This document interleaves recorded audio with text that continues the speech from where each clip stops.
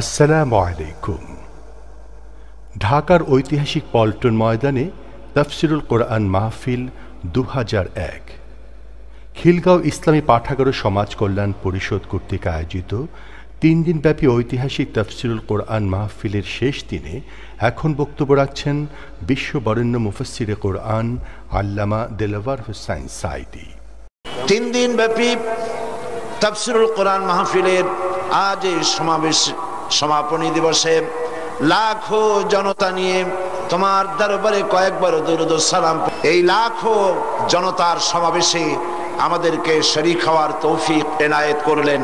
সেই মনিবের দরবারে নত শিরে শুকর প্রভুর, আমাদের রব, আমাদের মালিক, আমাদের খালিক, কুল কায়নাতের কাদের মতলক আল্লাহ সুবহানাহু ওয়া তাআলার দরবারে আমরা শুকরিয়া আদায় করে নিলাম। তিনি দয়া করে আমাদেরকে আজ কোরআনে কারীমের মাহফিলে শরীক হওয়ার তৌফিক এনায়েত করেছেন। তিনি যদি তৌফিক না দিতেন তো আমাদের পক্ষে এখানে আসা স্বাভাবিক ছিল না।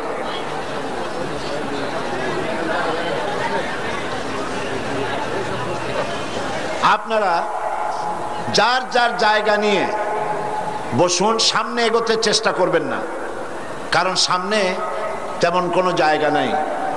বিশাল এই পল্টন ময়দান এখন টাইটুম্বুর অবস্থা হয়ে গিয়েছে। সুতরাং আপনারা যিনি যেখানে যেভাবে আছেন ওইভাবেই থাকুন, নড়াচড়া করে সামনের দিকে এগোবার চেষ্টা কেউ করবেন না। তবে আমি মনে করি যে এখন তো গ্রীষ্মকাল না, এটা হচ্ছে শীতকাল। আপনারা যদি একটু চেপে বসেন তাহলে কোরআনের পাগল, কোরআন শুনতে আসা কোরআনের ভাইয়েরা দাঁড়ায় থাকবে, বসার মোটেই জায়গা পাবে না। এমনটি হওয়া উচিত নয়। আল্লাহ পাক বলেছেন মজলিসের ভিতরে যখন তোমাদেরকে জায়গা করে দিতে বলা হয় তোমরা জায়গা করে দিও। আল্লাহ পাক আপনাদের জন্য জায়গার ব্যবস্থা জান্নাতে করে দিবেন। তো আমি কিছু সময় আমরা জিকির করি, আর সেই ফাঁকে বসা অবস্থায় মঞ্চের দিকে, আমার দিকে, অর্থাৎ এই ব্যারিকেড আপনারা ভাঙবেন না, বাসের ওপাশেই থাকুন, তবে সামনের দিকে চেপে চেপে বসুন, জিকির করতে থাকেন আর চেপে চেপে বসেন। সবাই নড়াচড়া করেন, বরকত হয়ে যাবে। সুবহানাল্লাহ ওয়ালহামদুলিল্লাহ লা ইলাহা ইল্লাল্লাহ সুবহানাল্লাহ ওয়ালহামদুলিল্লাহ। সবাই নড়াচড়া করেন আর দাঁড়ানো ভাইরা সুযোগ গ্রহণ করেন। সুবহানাল্লাহ ওয়ালহামদুলিল্লাহ লা ইলাহা ইল্লাল্লাহ সুবহানাল্লাহ ওয়ালহামদুলিল্লাহ লা ইলাহা ইল্লাল্লাহ। জোরে করুন সুবহানাল্লাহ ওয়ালহামদুলিল্লাহ লা ইলাহা ইল্লাল্লাহ সুবহানাল্লাহ ওয়ালহামদুলিল্লাহ লা ইলাহা ইল্লাল্লাহ সুবহানাল্লাহ ওয়ালহামদুলিল্লাহ লা ইলাহা ইল্লাল্লাহ সুবহানাল্লাহ ওয়ালহামদুলিল্লাহ লা ইলাহা ইল্লাল্লাহ মুহাম্মাদুর রাসূলুল্লাহ। আলহামদুলিল্লাহ বলি। এরপর আর কোনো সুযোগ নাই।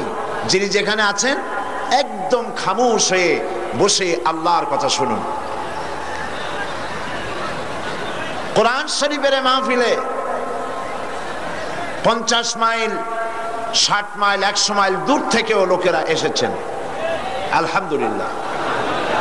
কিন্তু এমনও হয়েছে একদম কাছে, চুপ করে দোকানে বসে গল্প করতেছে, রাস্তায় হাঁটতেছে, সিগারেট টানতেছে, আশ্চর্য মলম বেছে কেমনি দাঁড়ায় দাঁড়ায় দেখতেছে, কিন্তু কোরআন শুনতে আসা কপালে জোটে নাই। আছে কিনা এমন? তাদের জন্য দোয়া করা দরকার। যারা আসতে পারেন নাই তাদের কাছে, তাদের জন্য দোয়া করুন, আল্লাহ পাক যেন তাদের দিলকে কোরআনের প্রতি আকৃষ্ট করে দেন। কারণ কোরআন ছাড়া মুক্তির কোনো পথ নাই। সকল পথ সকল মত সব দেখা হয়ে গেছে, হয় নাই দেখা? আরো বাকি আছে নাকি কিছু দেখতে? সব দেখছি। মানুষের তৈরি করা মতবাদ সব দেখা হয়ে গেছে, বাকি আছে আল্লাহর কোরআন প্রতিষ্ঠিত হলে কি শান্তি হয় সেটা দেখা আমাদের বাকি আছে। তবে কোরআনে কারীম এক জীবন্ত মুজিজা। কোরআনে কারীম কি? জীবন্ত মুজিজা। মুজিজা কাকে বলে? মুজিজা শব্দের অর্থ হচ্ছে যে কোনো শক্তিকে দুর্বল করে দেওয়ার মতো শক্তি যে রাখে ওইটাকে মুজিজা বলা হয়। যখন পৃথিবীতে যে ধরনের জিনিস অত্যন্ত প্রভাবশালী থাকে, সেই জিনিসকে দুর্বল করে দেওয়ার জন্য পয়গম্বরদের হাতে আল্লাহ যে হাতিয়ার দেন ওইটার নাম মুজিজা। মুসা আলাইহিস সালামের সময়, মুসা আলাইহিস সালামের জামানায় প্রভাব ছিল জাদু। কিসের? এই জাদুর প্রভাব দারুণ ভাবে ছিল। সেই সময় আল্লাহ পাক মুসা আলাইহিস সালামের হাতে দিলেন মুজিজা। সেই মুজিজার নাম কি? লাঠি। লাঠি ফালাই দিলে কি হইতো? সাপ হয়ে যেত। সাপ যখন হা করত তখন জাদুকরদের তৈরি করা বাঘ, সিংহ, বড় বড় সাপ, অজগর ইত্যাদি সব গিয়ে মুসা আলাইহিস সালামের লাঠি মার্কা সাপের পেটের মধ্যে গিয়ে ঢুকতো।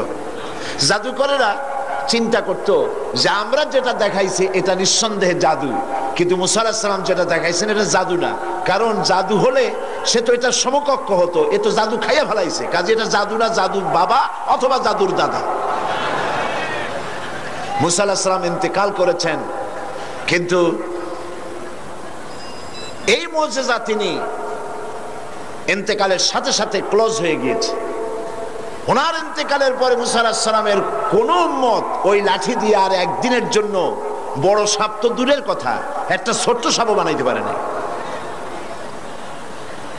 দাউদ আলাইহিস সালাম তিনি অস্ত্র নির্মাণ করতেন, অস্ত্র তৈরি করতেন।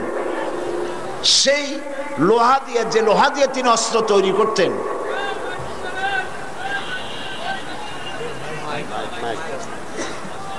মাইকের অপারেটর তিনি খবর রাখুন, পাবেন, আপনারা পাবেন। এই লোহা গলাবার জন্য আগুনের প্রয়োজন হতো না। তিনি লোহা হাতের মুঠায় ধরে চাপ দিলে লোহা পানি হয়ে আঙ্গুলের ফাঁক দিয়ে পড়ে যেত। এটা ছিল তার মুজিজা। সুলাইমান আলাইহিস সালামের মুজিজা ছিল সকালবেলায় বিনা মেশিনে, বিনা ইঞ্জিনের সিংহাসনে বসতেন, বাতাসের উপর থেকে 1 মাসের পথ অতিক্রম করে যেতেন, আবার সন্ধ্যাবেলায় আর 1 মাসের পথ অতিক্রম করতেন। এটা গল্প না কোরআন? কোরআন। ঈসা আলাইহিস সালাম অন্ধ লোকের চোখের উপরে হাত বুলিয়ে দিলে লোকটির চোখ ভালো হয়ে যেত।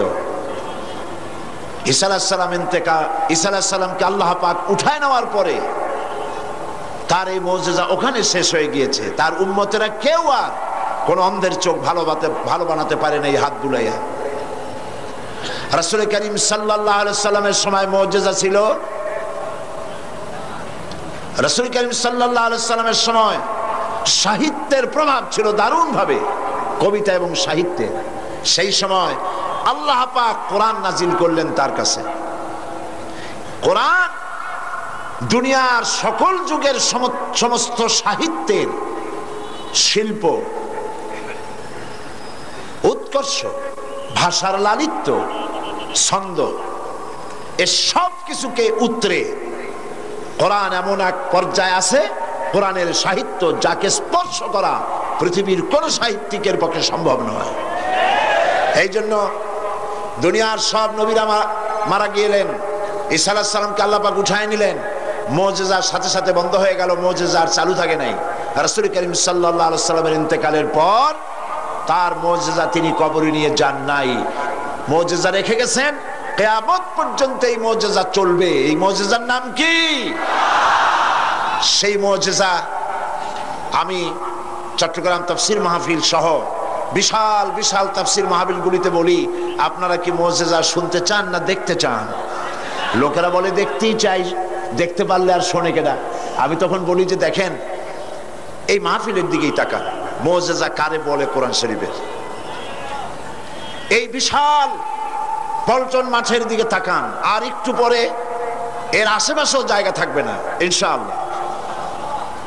যে কোনো রাজনৈতিক দল এরকম একটা সমাবেশ করতে হলে 1 মাস আগের থেকে পত্র পত্রিকা, মিছিল, পথসভা, সমাবেশ, তারপরে চতুর্দিকে বাস দিয়ে, গাড়ি দিয়ে লক্ষ লক্ষ টাকা খরচ করে মানুষ আনতে হবে, ঠিক কিনা? তারপরেও এইরকম জান্নাতের পরিবেশ হবে না। যা দাঁড়ানো তার থেকে, যা বসা তার থেকে দাঁড়ানো বেশি। চতুর্দিকে পুলিশ, বিডিআর, স্বেচ্ছাসেবক, হাতে ধরি পায়ে ধরি, বসেন বসেন, কথা কইেন না। কে কার কথা শোনে? সিনেবাদাম চাবায়, শুনতে ইচ্ছে হলে শোনে, না হয় আরেক দিকে তাকায় থাকে। কিন্তু দেখুন তো, মাত্র 2-3টা পত্রিকায় বিজ্ঞাপন দেওয়ার সময় পেয়েছে ইসলামী পাঠাগার। পোস্টার নাই, হ্যান্ডবিল নাই, ব্যানার নাই, প্রচার নাই। আল্লাহ রাব্বুল আলামিন তার কোরআনের পাগল, কোরআনের প্রেমিক গোলামদেরকে হাজির করে দিয়েছেন। এটাই কোরআনের মুজিজা। এইটা হলো কোরআনের মুজিজা।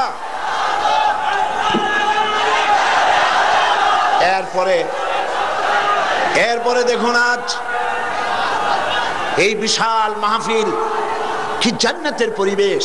মানুষ উজু করে পবিত্র মন নিয়ে লাখো জনতা বসে আছে, শ্বাসের শব্দ নাই। কোরআনের আদব করছে মানুষেরা। কিসের আদব? আমি সব জায়গায় বলি, আপনারা বিশ্বাস করুন, এই লোকেদের ঢল, মানুষের উত্তাল ঢেউ, এর আকর্ষণ আল্লাহর কসম সাইদি নয়, এর একমাত্র আকর্ষণ আল্লাহর কোরআন।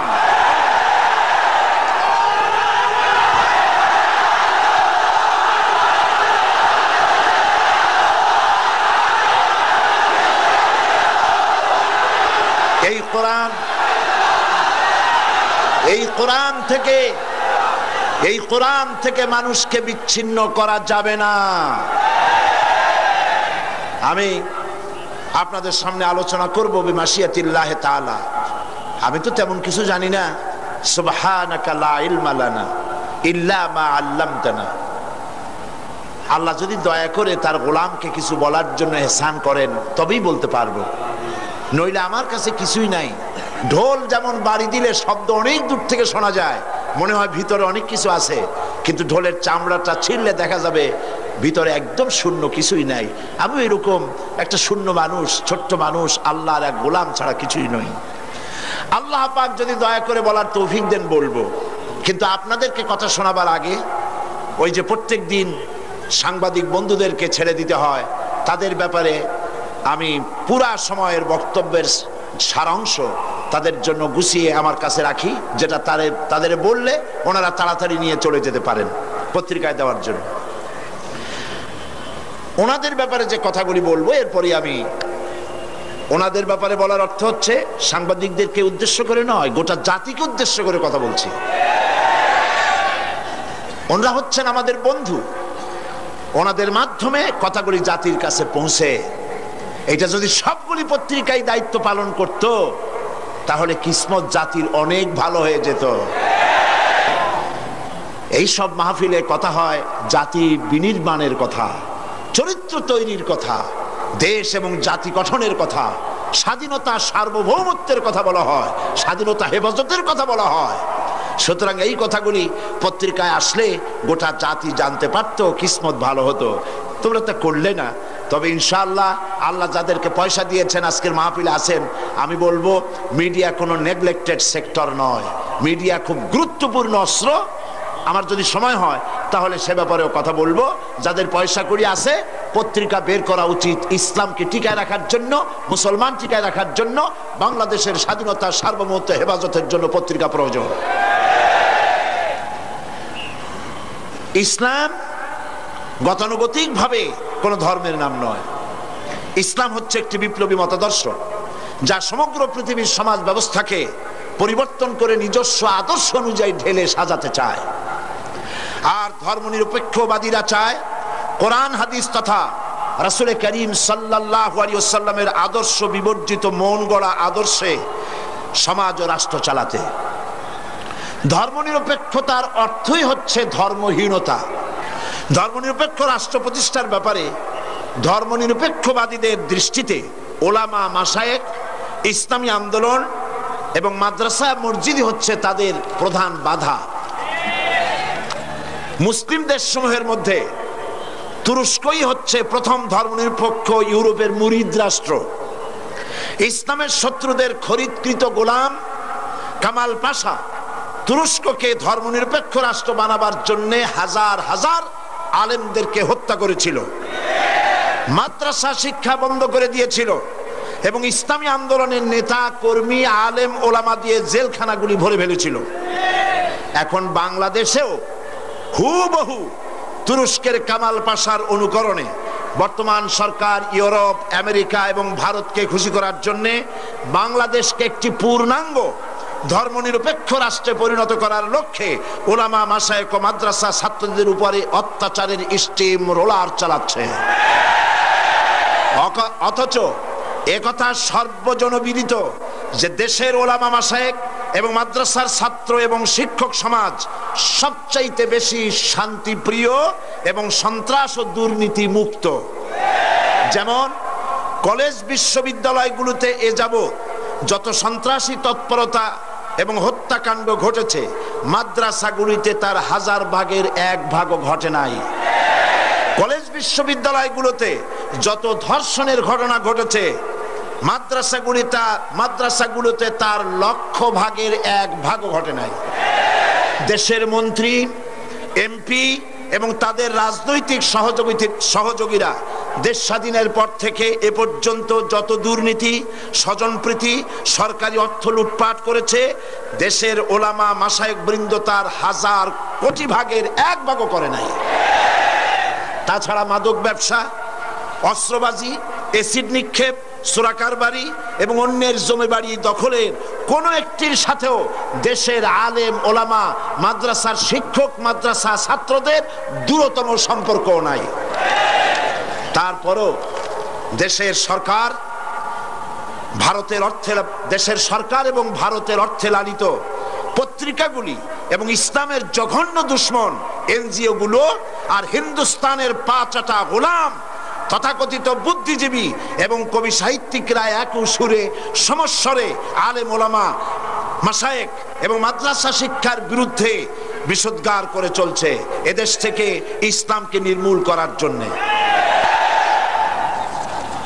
এ পর্যন্ত গোটা জাতির উদ্দেশ্যে আমি তাফসীরুল কোরআন মাহফিলের পক্ষ থেকে বক্তব্য রাখলাম। দরুদ শরীফ পড়েন। আল্লাহুম্মা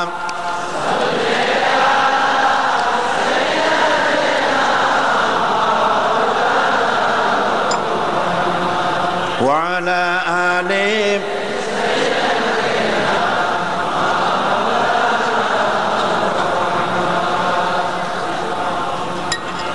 সাল্লি আলা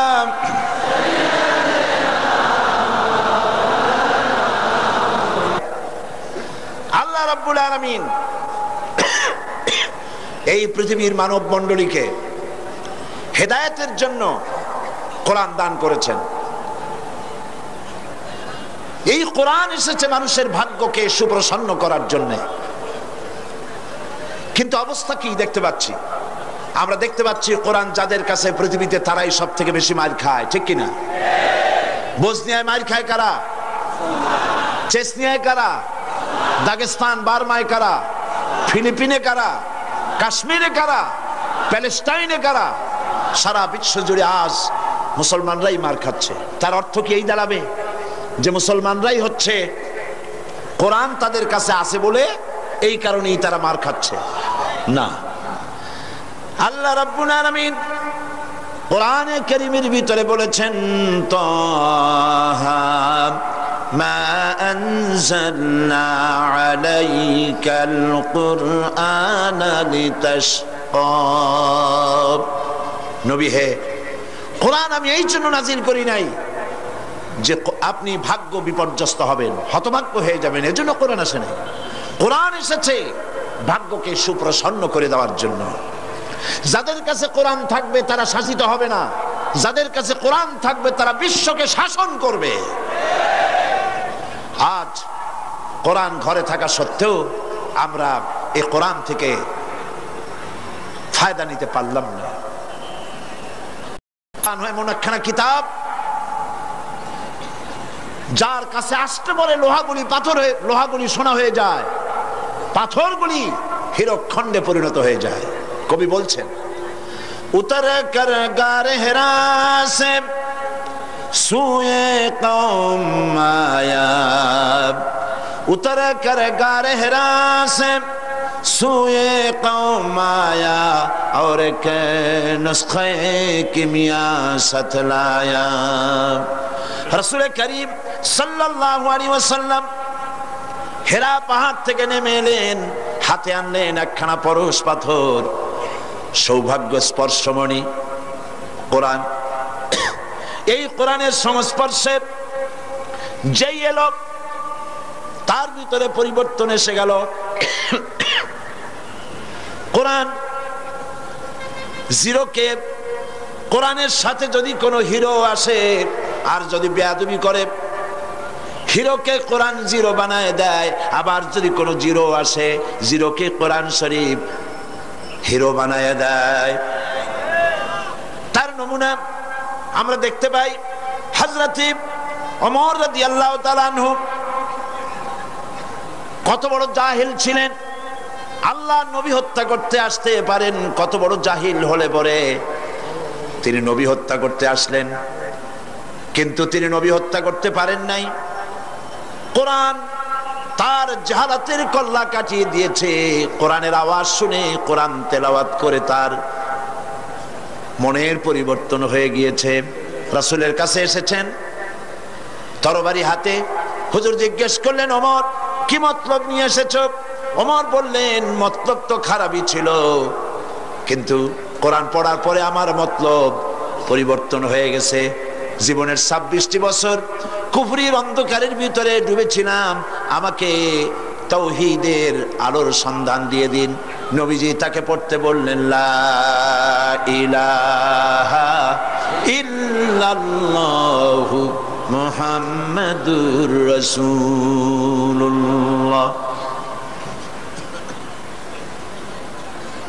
যে ওমর রাসূলকে হত্যা করতে আসলেন, নবীজি বললেন, লা নবিয়্যা বাদি ওয়ালা রাসূলা, আমার পরে নবী বা রাসূল পৃথিবীতে আর আসবে না।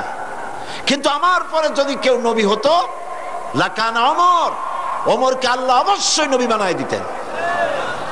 তাহলে ওমর কোথায় ছিলেন আর কোথা থেকে আল্লাহ তাকে কোথায় নিয়ে গেলেন? ভাবতে অবাক লাগে। হযরত আলী রাদিয়াল্লাহু তাআলা আনহু, ওমর রাদিয়াল্লাহু তাআলা আনহুর জামানায় তিনি রাতের বেলায় ঘুমায় আছেন, স্বপ্নে দেখছেন যেন তিনি নামাজ পড়ছেন রাসূল করিম সাল্লাল্লাহু আলাইহি ওয়াসাল্লামের পেছনে, ফজরের নামাজ। নামাজ শেষ হওয়ার পর রাসূল করিম সাল্লাল্লাহু আলাইহি ওয়াসাল্লাম পেছনের দিকে ফিরে বসেছেন, কথাবার্তা বলছেন। হযরত আলী মসজিদ থেকে বেরিয়েছেন, দরজার কাছে এসে দেখেন এক বুড়ি এক পাত্র খোরমা নিয়ে দাঁড়ানো। বুড়ি বলছেন, আলী আবার ভেতরে যাও, এই পাত্র ভরা খোরমাগুলি নিয়ে আল্লাহ রসুলকে দাও আর বলো এটি আমার বাগানে, নতুন বাগানের খোরমা, তিনি খাবেন এবং সাহাবায়ে কিরামদের মধ্যে ভাগ করে দিবেন। হযরত আলী ভেতরে প্রবেশ করলেন, হুজুরকে খোরমার পাত্র দিয়ে ঘটনা বিবরণ করলেন। রাসূল করিম সাল্লাল্লাহু আলাইহি ওয়াসাল্লাম পাত্র থেকে একটি খোরমা উঠায়া হযরত আলীর মুখের মধ্যে দিলেন। হযরত আলী স্বপ্নের ভিতরে খেজুরটি খাচ্ছেন। ইত্যাবসারে ফজরের আজান হলো। আজানের আওয়াজ শুনে হযরত আলীর ঘুম ভেঙে গেল। কিন্তু ঘুম ভেঙেছে ঠিক, রাসূল করিম সাল্লাল্লাহু আলাইহি ওয়াসাল্লামের হাতের দেওয়া খোরমার স্বাদ তখনও আলীর মুখের মধ্যে রয়েছে। উযু করে মসজিদ নববীতে প্রবেশ করলেন। তিনি দেখতে পাচ্ছেন মসজিদ নববীতে ইমামতির জায়গায় কে দাঁড়ানো? হযরত ওমর রাদিয়াল্লাহু তাআলা। ইসলামের নিয়ম এটা। ইসলামের শাসন ব্যবস্থায় রাষ্ট্রপ্রধান যিনি হবেন তিনি সেই দেশের সব থেকে বড় মসজিদে ইমামতি করার খুতবা দেওয়ার যোগ্যতা তার থাকতে হবে। হযরত ওমর রাদিয়াল্লাহু তাআলা আনহু ফজরের নামাজ পড়লেন। এখন কিন্তু আর স্বপ্ন না, এখন কি বাস্তব। ফজরের নামাজ শেষ করে হযরতে ফারুক রাদিয়াল্লাহু তাআলা আনহু পেছনের দিকে ফিরে বসেছেন। হযরত আলী উঠেছেন, মসজিদ থেকে বেরোবেন, দরজার কাছে এসে দেখেন এক বুড়ি এক পাত্র খোরমা নিয়ে দাঁড়ানো। বুড়ি বলছেন, আলী আবার ভেতরে যাও, এই পাত্র ভরা খোরমা নিয়ে আমিরুল মুমিনিনকে বলো এটি আমার নতুন বাগানের খোরমা, যেন তিনি খান আর রাসূলুল্লাহর সাহাবীদের মধ্যে যেন ডিস্ট্রিবিউট করে দেন। হযরত আলী দেখছেন কি আশ্চর্য কথা, যা স্বপ্নে দেখলাম তাই বাস্তব হচ্ছে। ভেতরে গিয়ে আমিরুল মুমিনিনকে খোরমার পাত্র দিলেন আর ঘটনা শোনালেন। বুড়ি এভাবে পাঠায়েছে, তার নতুন বাগানের খোরমা, এইসব বললেন। হযরত ওমর খোরমার পাত্র থেকে একটি খোরমা উঠিয়ে হযরত আলীর মুখের মধ্যে দিয়ে দিলেন। হযরত আলী খোরমা চিবোচ্ছেন, খুব মজা লাগতেছে। হযরত আলী বলছেন, ওমর পাত্রে তো খোরমা অনেক আছে, সবাইকে যদি একটা দুইটা করে দাও তারপরেও থাকবে, খোরমা খুব মজার, তুমি দাও না আমাকে আর একটা বেশি। জিদনি তামরাতান উখরা, আমাকে আর একটা খোরমা দাও। হযরত ওমর বলছেন, ইয়া আলী লাউ আন্না রাসূলুল্লাহ সাল্লাল্লাহু আলাইহি ওয়াসাল্লাম জাদাক লাজিদনাক। হে আলী, রাসূল করিম সাল্লাল্লাহু আলাইহি ওয়াসাল্লাম স্বপ্নের ভেতরে তোমাকে যদি একটার বেশি খোরমা দিতেন, আমিও তোমাকে একাধিক খোরমা দিয়ে দিতাম।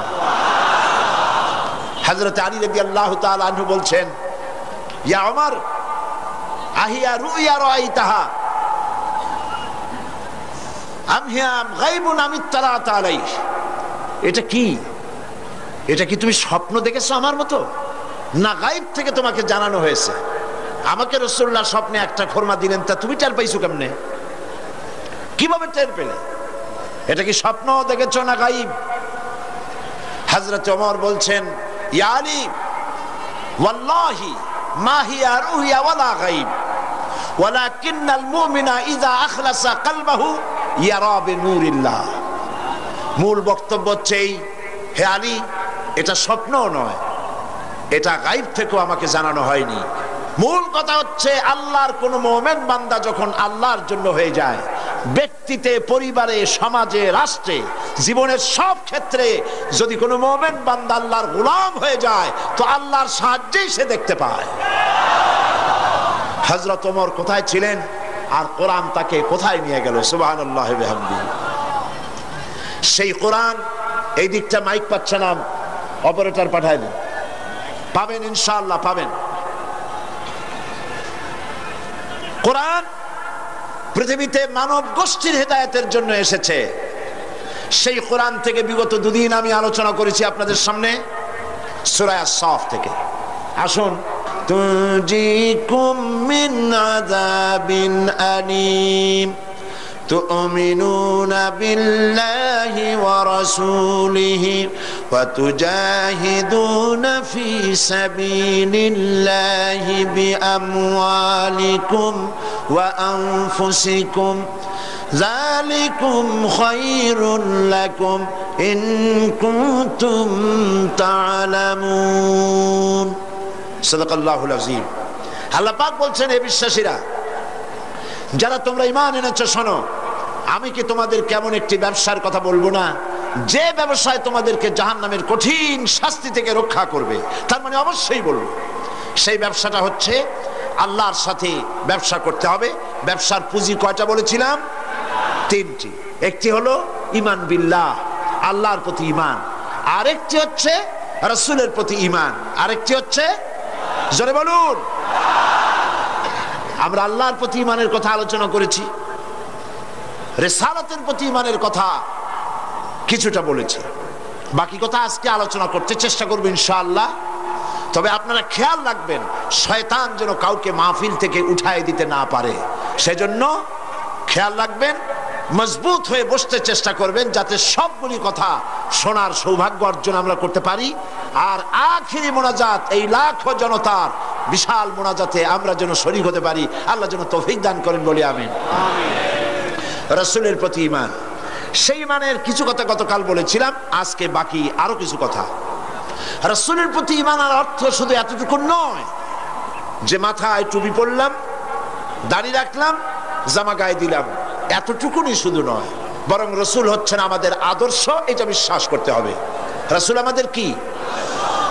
অনেকে বলে আমরা অমুকের আদর্শ, আমরা অমুকের আদর্শের সৈনিক, বলেন এরকম? এর কোনো মানে নেই। আল্লাহ শিখাচ্ছেন, লাকাদ কানা লাকুম ফি রাসূলিল্লাহি উসওয়াতুন হাসানাহ। আল্লাহ পাক বলেন, তোমাদের জন্য তোমাদের মহত্তম আদর্শ তোমাদের রাসূলের ভেতরে আমি রেখে দিয়েছি। আল্লাহর নবী হচ্ছেন তোমাদের জন্য শ্রেষ্ঠ আদর্শ। সর্বশ্রেষ্ঠ আদর্শ কে? আদর্শ তো তিনি হবেন যার জীবন কলুষতা মুক্ত, জীবনে কোনো কালিমা নাই, তিনি হবেন আদর্শ। পৃথিবীতে মানুষেরা নিজেরা নিজেদের জন্য অনেক নেতা বানায়। এখন প্রকৃতপক্ষে নেতা কে হবেন? বিশ্বনবী মুহাম্মদ সাল্লাল্লাহু আলাইহি ওয়াসাল্লাম। এই জন্য আমাদের প্রাণ প্রিয় স্লোগান আল্লাহু আকবারের পরে তোমার নেতা আমার নেতা, এটা কি সকলের জন্য? তাহলে জান খুলে পড়ে বলেন না, তোমার নেতা আমার নেতা কে? বলেন সাল্লাল্লাহু আলাইহি ওয়াসাল্লাম। তিনি হচ্ছেন আমাদের নেতা। আমি এজন্য মাঝে মধ্যে প্রশ্ন করি, আপনারা যাদেরকে নেতা মানেন, নেতার প্রশংসায় রাত দিন 24 ঘন্টা জিকির আজগার করেন, সেই নেতা জীবনে মিথ্যা কথা বলে নাই, মানুষকে ঠকায় নাই, জেনা ব্যভিচার করে নাই, হত্যা করে নাই, প্রতারণা করে নাই, মদ পান করে নাই, এ ব্যাপারে আপনারা কি নিশ্চিত? তাহলে কিভাবে নিজেরা নেতা তৈরি করে তার পিছনে ঘোরেন? নেতা তো তিনি যার জীবনে কোনো কলুষতা নাই। তিনি কে? বিশ্বনবী মুহাম্মদুর রাসূলুল্লাহ সাল্লাল্লাহু আলাইহি ওয়াসাল্লাম। পৃথিবীর সমস্ত নেতাদের ক্যারেক্টার দুই রকম। ক্যারেক্টার কয় রকম? একটা হলো পাবলিক ক্যারেক্টার, আর একটা হচ্ছে পার্সোনাল ক্যারেক্টার। জনগণকে দেখাবার জন্য এক চরিত্র, আর ভেতরে হলো আর এক চরিত্র। সেই জন্য তারা বলে, আমি যা বলি তাই তোমরা করো, আমি যা করি তা তোমরা দেখবা না। রাসূল কি এরকম বলেছেন? আল্লাহর নবী তার বক্তব্য হচ্ছে, আমার স্ত্রীরা ও আমার সাহাবায়ে কিরাম দিনের আলোতে আর রাতের আধারে আমার মধ্যে যা কিছু তোমরা দেখতে পাও, যে আচরণ তোমরা দেখতে পাও, সবগুলি খুলে খুলে মানুষের সামনে বলে দাও। সুবহানাল্লাহ বলবেন না? আমার জীবনের সব কথা মানুষের সামনে বলে দাও। এই জন্য রাসূল করিম সাল্লাল্লাহু আলাইহি ওয়াসাল্লাম হচ্ছেন শ্রেষ্ঠ আদর্শ। তার নীতিকে অনুসরণ করতে হবে জীবনের সব ক্ষেত্রে। একটা মানুষ কতটা চরিত্রবান, কতটা ভালো, সেই কথা কে বলতে পারে? কার সার্টিফিকেট সবচাইতে বেশি নির্ভরযোগ্য? ম্যাজিস্ট্রেট, চেয়ারম্যান, মন্ত্রী, পীর সাহেব, মৌলানা সাহেব? কে সব থেকে একটা পুরুষের নির্ভরযোগ্য সার্টিফিকেট কে দিতে পারে? স্ত্রী দিতে পারে। রাসূলুল্লাহর চরিত্রের সার্টিফিকেট আল্লাহ তো দিয়ে রাখছেনই। তারপর তার স্ত্রীর সার্টিফিকেটটা দেখুন।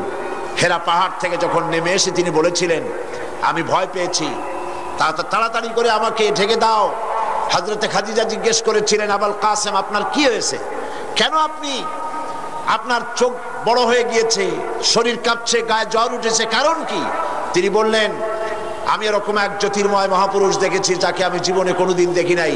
এই সমস্ত কথা আমাকে বলেছে, আমি পড়তে পারি না বলেছি, তারপরে আমাকে 3 বার বলার পরে আমাকে সিনার সাথে আলিঙ্গন করেছে, এরপর আমি বলতে পেরেছি, আমি ভয় পেয়ে গেছি। হযরতে খাদিজা বলেন, আবুল কাসিম, হে কাসিমের পিতা,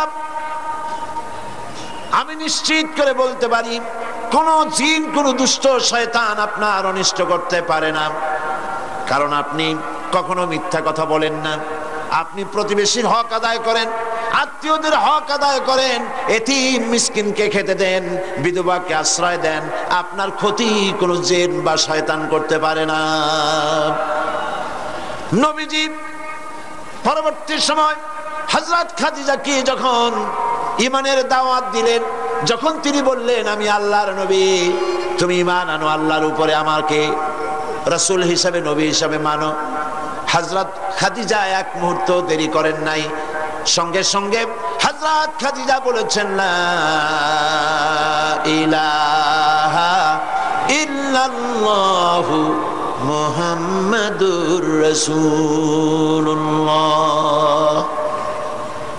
হে কাসেমের পিতা, আমি অবশ্যই বুঝতে পেরেছি আপনি আল্লাহর নবী। বিগত বছরগুলিতে আপনার মধ্যে যে আখলাক, যে চরিত্র দেখেছি, এটা কোনো সাধারণ মানুষের চরিত্র হতে পারে না। রাসূল করিম রাসূলের উপর ঈমান আনার অর্থই হলো তার আদর্শের অনুসরণ করা, অনুকরণ করা, তিনি যা বলেছেন সবটা করা, যা করেছেন সবটা করা, মেনে নেওয়া।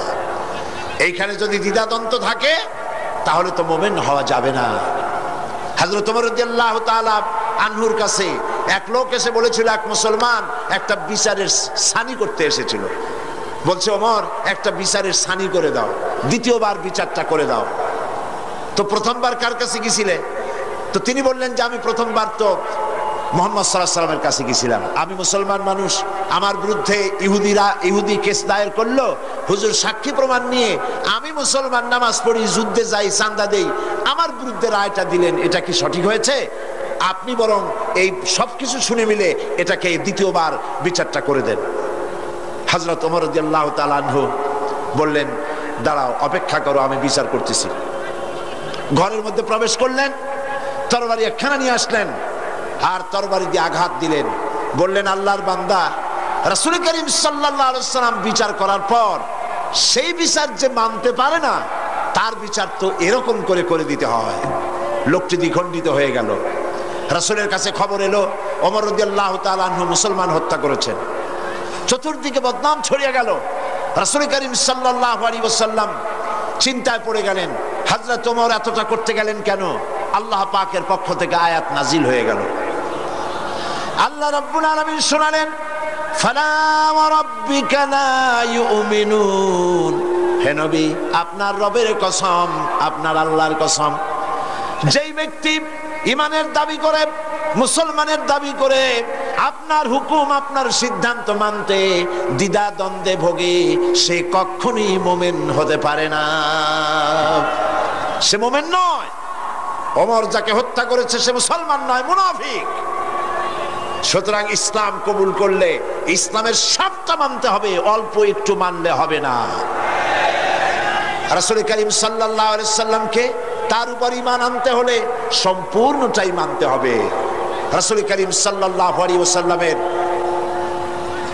জীবনে, তার মিশনে বাধা আসলো কেন?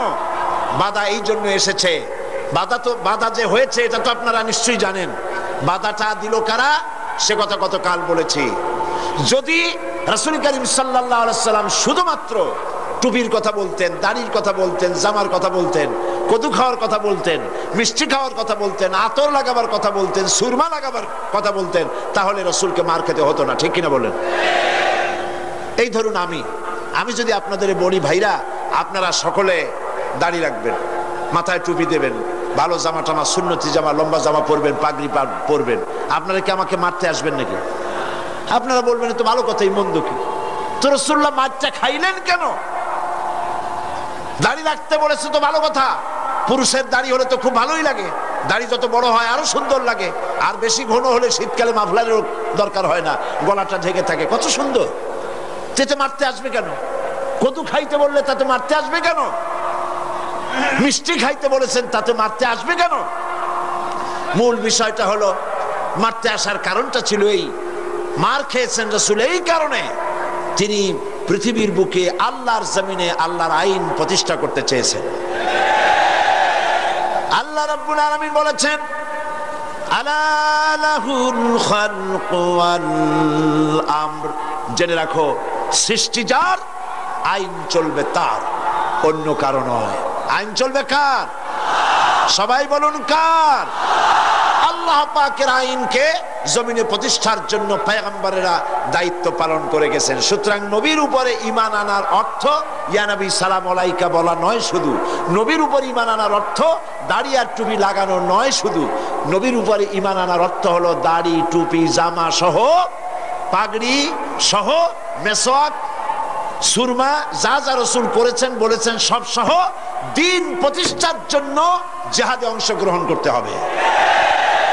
সেই কথাই আসছে 3 নম্বরে গিয়ে, ওয়াতুজাহিদুনা ফি সাবিলিল্লাহি বিআমওয়ালিকুম ওয়া আনফুসিকুম যালিকুম খায়রুল লাকুম ইন কুনতুম তা'লামুন। আল্লাহর রাস্তায় জিহাদ করো। আল্লাহর রাস্তায় কি করো? জিহাদ। জোরে বলেন কি? জিহাদ করো। কি দিয়ে? মাল আর জান দিয়ে। যদি তোমরা ইসলাম বুঝে থাকো তাহলে এই জিহাদে অংশগ্রহণ করো। এখন জিহাদ কাকে বলে? লোকেরা ধারণা করেছে জিহাদ মানে হলো যুদ্ধ। জিহাদ এই নামটা শোনার মাত্রই, যখনই কারো মুখে শোনে জিহাদ অথবা কাগজে পড়ে জিহাদ, তো পাঠকের মনে তখন একটা চিত্র ভেসে ওঠে। বিরাট দাড়িওয়ালা, টুপিওয়ালা, জামাওয়ালা, হাতে লম্বা তরবারি, সমানে দৌড়াইতেছে আর কাফের কুচায় কুচায় শেষ করে ফেলাই দিতেছে। এর নাম হলো জিহাদ। এই জন্য ফার্সিতে একটা কথা আছে, অলেকিন কালামদার কাফে দুশ্মনাস্ত। দুশ্মনের হাতে কলম ছিল, যেমন খুশি তেমন মুসলমানদের ইতিহাসকে তারা বিকৃত করেছে। জিহাদ মানে যুদ্ধ নয়, জিহাদ মানে হোলি ওয়ার নয়, জিহাদ মানে হার্ব নয়, জিহাদ মানে কিতাল নয়। যুদ্ধ, এটার আরবি কিতাল হতে পারে, হার্ব হতে পারে, ওয়ার হতে পারে, কিন্তু জিহাদ শব্দের অর্থ এগুলি নয়। জিহাদ কি? জিহাদের আবিধানিক এবং পারিভাষিক অর্থ হচ্ছে যে কোনো উদ্দেশ্যকে সফলতার শীর্ষে পৌঁছে দেওয়ার জন্য যে প্রাণান্তকর প্রচেষ্টা চালানো হয়, জান দিয়ে, মাল দিয়ে, অর্থ দিয়ে, যে কোনো উপায়ে যে চেষ্টা চালানো হয়, ওই চেষ্টার নাম হলো জিহাদ। ওই চেষ্টার নাম কি? জিহাদ। তো আমাদের উদ্দেশ্য হলো, লক্ষ্য করুন, আমাদের উদ্দেশ্য হলো জমিন হলো আল্লাহর। চিল্লায় বলুন, জমিন কার? আল্লাহর জমিনে। মানুষ কার? আল্লাহর জমিনে। আল্লাহর মানুষের উপরে আইন কার? আল্লাহ পাকের আইনকে প্রতিষ্ঠিত করার জন্যে আমি যদি বই লিখি, এটা আমার লেখার জিহাদ। আমি যদি এই রাস্তায় পয়সা খরচ করি, এটা হলো আমার আর্থিক জিহাদ। আমি এই রাস্তায় চূড়ান্ত, আমাকে যদি কেউ বাধা দেয় সশস্ত্রভাবে, তখন সশস্ত্রভাবে তার মোকাবেলা যদি আমি করি, এটা হলো জিহাদের চূড়ান্ত রূপ। জিহাদের অর্থ শুধুমাত্র হিন্দু যেখানে পাও কুচাইয়া মারো, এর নাম জিহাদ নয়। বলা হয়েছে জিহাদ ফি সাবিলিল্লাহ ওয়া তুজাহিদুনা ফি সাবিলিল্লাহ। জিহাদ হবে আল্লাহর পথে। জিহাদ হবে কার পথে? পৃথিবীতে যত যুদ্ধ হয়, আমেরিকা যুদ্ধ করছে, ইউরোপ করছে, ইন্ডিয়া করছে, পৃথিবীর বিভিন্ন দেশ এক দেশ আর এক দেশের সাথে যুদ্ধ করে। উদ্দেশ্য কি? উদ্দেশ্য হলো দেশের সীমা আরো বাড়ানো, ঠিক কিনা? অর্থ লুটপাট করা, ঠিক কিনা? চুরি করা, ডাকাতি করা, ছিনতাই করা, ক্ষমতা বাড়ানো। এই জন্য এ হচ্ছে ক্ষমতা প্রতিষ্ঠিত করার জন্য তাদের লড়াই। ইসলামের জিহাদ রাজ্য বাড়াবার জন্য নয়, অর্থ সম্পদ লুণ্ঠন করার জন্য নয়, নিজের ক্ষমতা পাকাপোক্ত করার জন্য জিহাদ নয়। ইসলামের জিহাদ হচ্ছে কোরআনের আইনকে দেশে প্রতিষ্ঠিত করার জন্য চেষ্টা করার নামই জিহাদ। এই জিহাদ করে দ্বীন প্রতিষ্ঠা করতে পারলেই শান্তি আসবে, নইলে শান্তি আসবে না। শান্তি প্রতিষ্ঠার জন্য চেষ্টা কি কম হয়েছে পৃথিবীতে? 1920 সনের আগে প্রথম বিশ্বযুদ্ধ হলো। প্রথম বিশ্বযুদ্ধ হওয়ার পর পৃথিবীতে লক্ষ লক্ষ মানুষ মরল।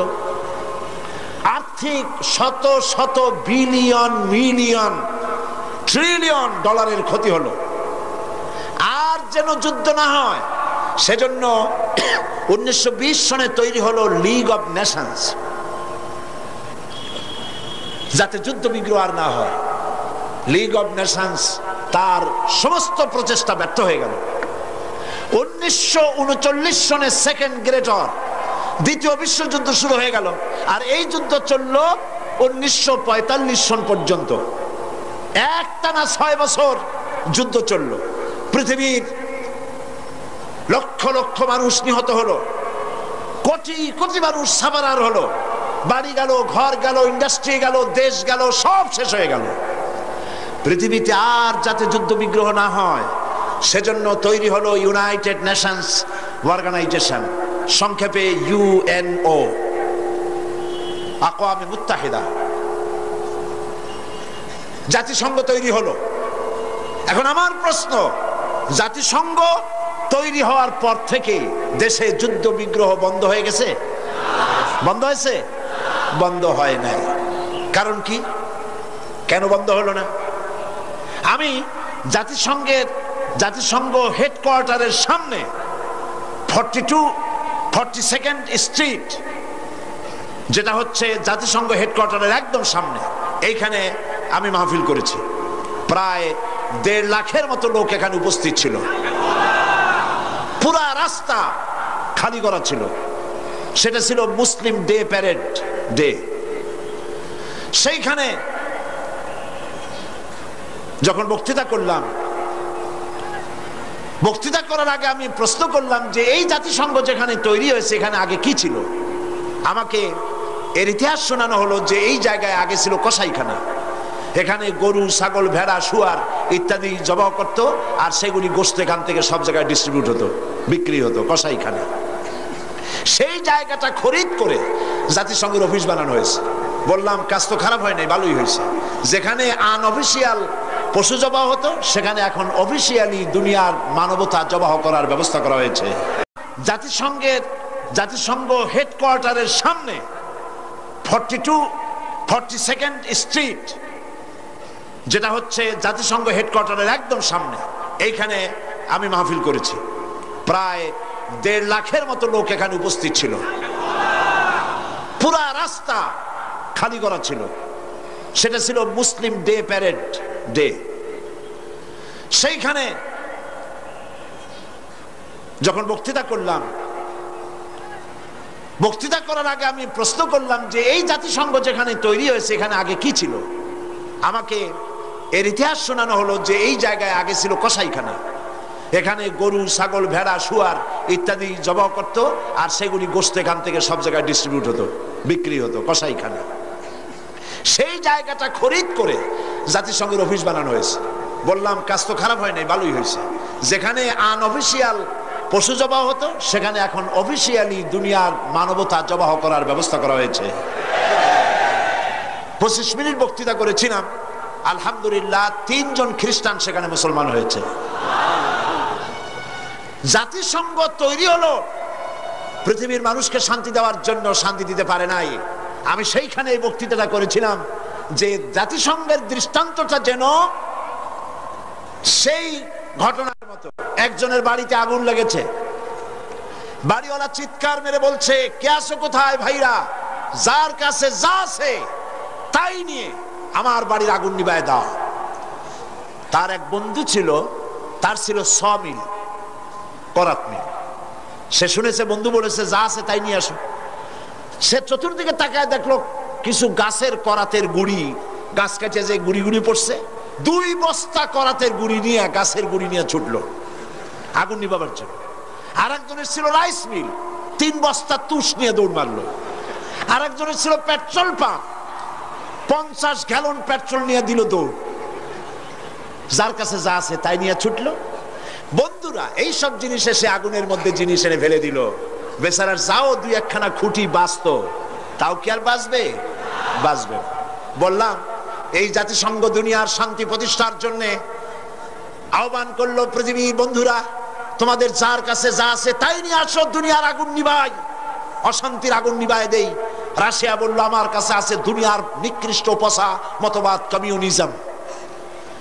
পৃথিবীর পচা নিকৃষ্ট মতবাদ কমিউনিজমকে নিয়ে রাশিয়া এগিয়ে এলো। ভারত বলল আমার কাছে আছে পৃথিবীর আরো নিকৃষ্ট শয়তানরা আবিষ্কার করা ধর্মনিরপেক্ষবাদ। সে সেইটা নিয়ে দৌড় দিল। ন্যাশনালিজম, সোশ্যালিজম, কমিউনিজম, এম্পিরিয়ালিজম, দুনিয়ার যার কাছে যত মতবাদ ছিল সব ছুটে এসে জাতিসংঘের সেই চুলার মধ্যে ঢেলে দিল।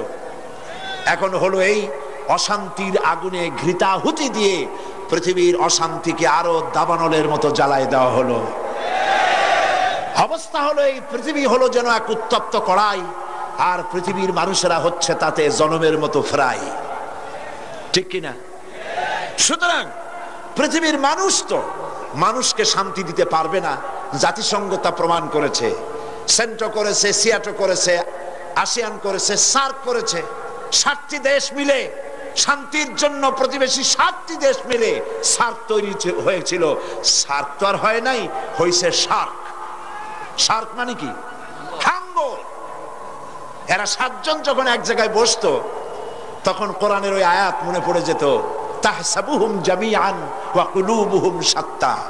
দেখতে দেখা যায় খুবই তারা ঐক্যবদ্ধ, কিন্তু তাদের একের অন্তর আর একজনের অন্তর থেকে যোজন যোজন দূরে। ভারতের প্রধানমন্ত্রী যখন বাংলাদেশের প্রধানমন্ত্রীর পাশে বসে মনে হয় খুব মহব্বত, কিন্তু মহব্বত মাঝখানে একটা মাদার গাছ থাকে। সীমান্ত কিভাবে লুট করা যাবে, কিভাবে দরিয়ার মধ্যে ভেসে ওঠা দ্বীপকে দখল করা যাবে, শকুনের মতো সেদিকেই ভারত তাকায় থাকে। কাজেই পৃথিবীর মানুষ যত আইন, যত মতবাদ যাই তৈরি করেছে, মানুষের জন্য কল্যাণের তা কোনো কারণ হয় নাই।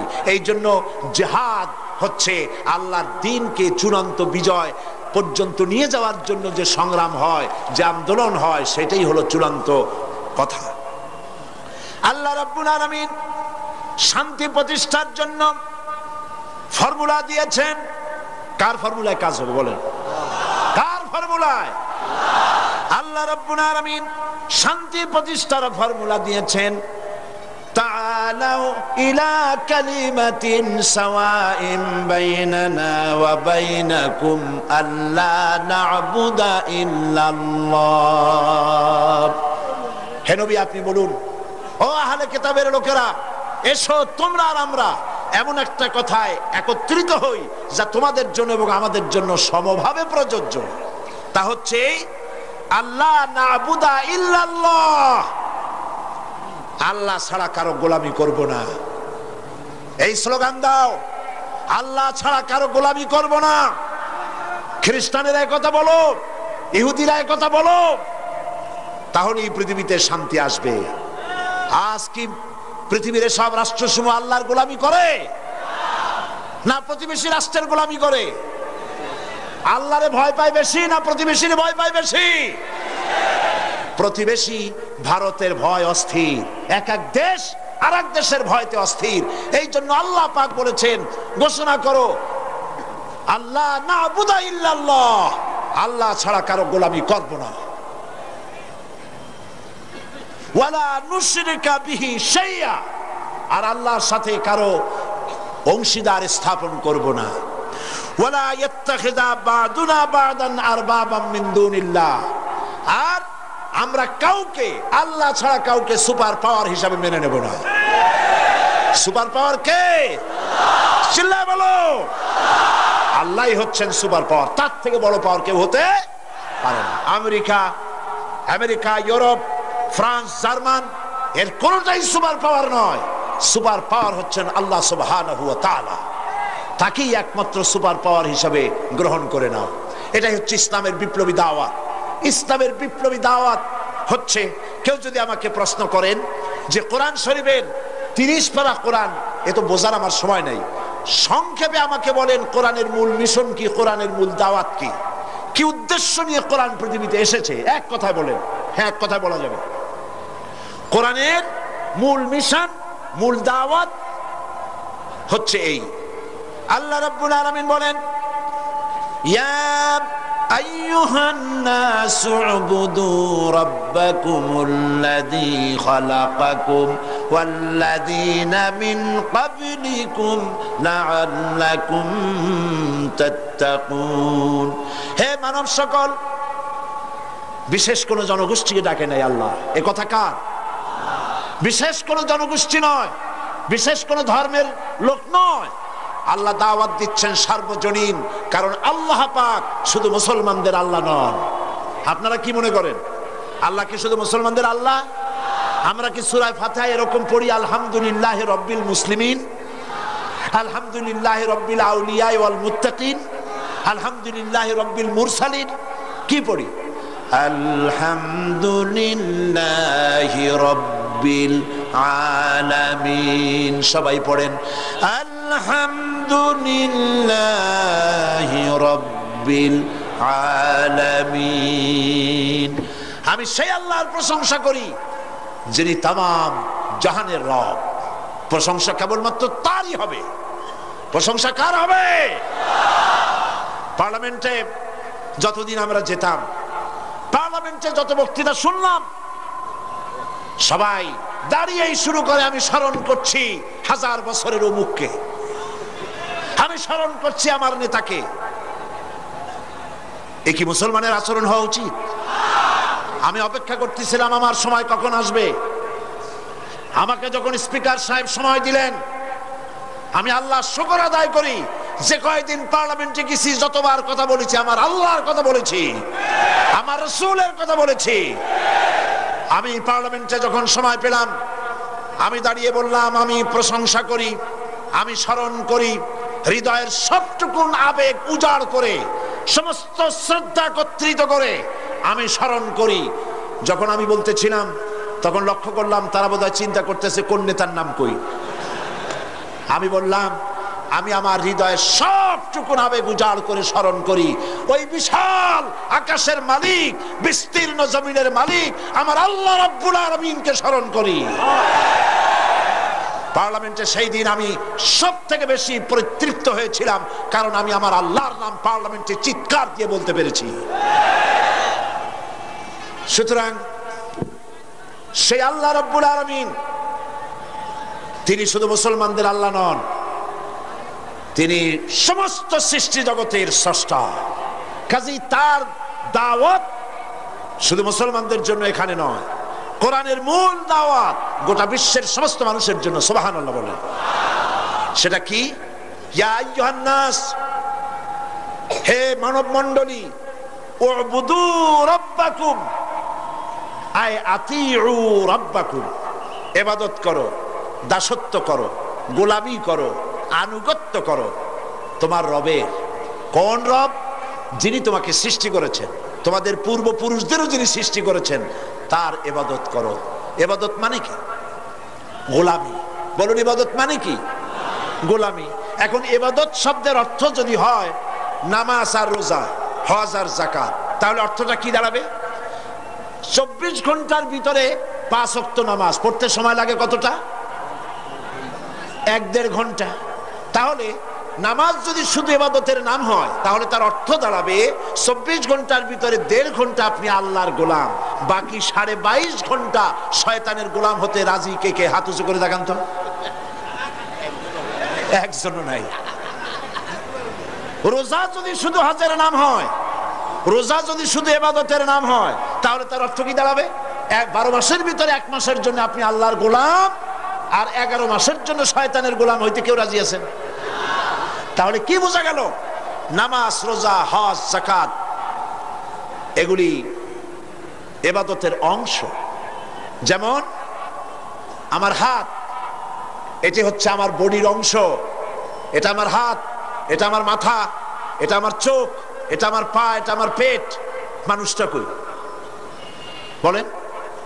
সবটা মিলাইয়া মানুষ। নামাজ, রোজা, হজ, যাকাত ওয়ান কাইন্ড অফ ইবাদত, কমপ্লিট ইবাদত নয়। কমপ্লিট ইবাদত হচ্ছে নামাজ, রোজা, হজ, যাকাত সহ। যার কথা মতো নামাজ পড়বেন, নামাজ পড়েন কার কথা মতো বলেন? যার কথা মতো বাইতুল মুকাররমে সেজদা দেন, যার কথা মতো বাড়িতে গাড়িতে সেজদা দেন, তার কথা মতো পার্লামেন্ট চালাতে হবে। এর নাম ইবাদত। এর নাম কি? যার কথা মতো হজ করেন, যাকাত দেন, যার কথা মতো মাঝে মধ্যে নির্বাচনের আগে মাথায় পট্টি লাগান, সেই আল্লাহর কথা মতো দেশ চালাতে হবে। এর নাম হলো ইবাদত। এর নাম কি? এর নাম হচ্ছে ইবাদত। ইবাদত শুধু নামাজ, রোজা, হজ, যাকাত নয়। আবার এই কথা আপনারা বললেন না যে সাইদি সাহেব বলেছেন নামাজ রোজা কোনো ইবাদতই না। মানুষ তো বুঝে একটা, করে গিয়ে আর একটা, রিপোর্ট করে আবার আর এক রকম। কথা বুঝতে পেরেছেন? উল্টা পাল্টা বুঝবেন না। নামাজ ইবাদত, তবে ইবাদতের অংশ, কমপ্লিট ইবাদত নয়। কমপ্লিট ইবাদত হচ্ছে আল্লাহর গোলামি হবে জন্ম থেকে শুরু করে মৃত্যু পর্যন্ত, মুরগির ফার্ম থেকে শুরু করে জাতিসংঘ পর্যন্ত সব জায়গায় আইন চলবে কার? সেই আইন চালু করার জন্যই আল্লাহ পাক এই কোরআন নাজিল করেছেন। উবুদু রাব্বাকুম আই আতিউ রাব্বাকুম, আল্লাহর ইবাদত করো, আল্লাহর গোলামি করো, করলেই শান্তি পাবা। দেখুন না, আকাশে যে সূর্যটা আছে এটা কি পৃথিবীর চাইতে ছোট না বড়? কত বড়? 13 লক্ষ গুণ বড়। কত বড় সূর্য, চন্দ্র, গ্রহ, নক্ষত্র, সৌররাজি দাঁড়ায় আছে না চলে? এ ব্যাপারেও বিজ্ঞানীদের ভিন্ন ভিন্ন মত আছে। কোন কোন বিজ্ঞানী বলেছেন সূর্য ঘোরে, কেউ কয় চন্দ্র ঘোরে, কেউ কয় দুনিয়া ঘোরে, কেউ কয় আমরাও ঘুরি। প্রকৃতপক্ষে ঘোরে কে, সে কথা কার কাছ থেকে জানবো? আল্লাহ রাব্বুল আলামিন দুনিয়ার মানুষকে তার সৃষ্টি জগৎ সম্পর্কে জানাই দিয়েছেন। লাশ-শামসু ইয়ামবাগি লাহা আন তুদরিকাল কামারা ওয়ালাল লাইলু সাবিকুন নাহার ওয়া কুল্লুন ফি ফালাকি ইয়াসবাহুন। প্রবল জ্ঞানী হইবে যাহারা, আপন মনেতে বুঝিবে তাহারা। রাত্রি পারে না আগে যাইবার দিনের স্থান করি অধিকার। চন্দ্র বাঁধে না সূর্যের গায়েতে, সূর্য পারে না চন্দ্রকে ধরিতে। যার যে স্থান বহাল রাখিয়া ভ্রমণ করিছে খোদাকে ডরিয়া।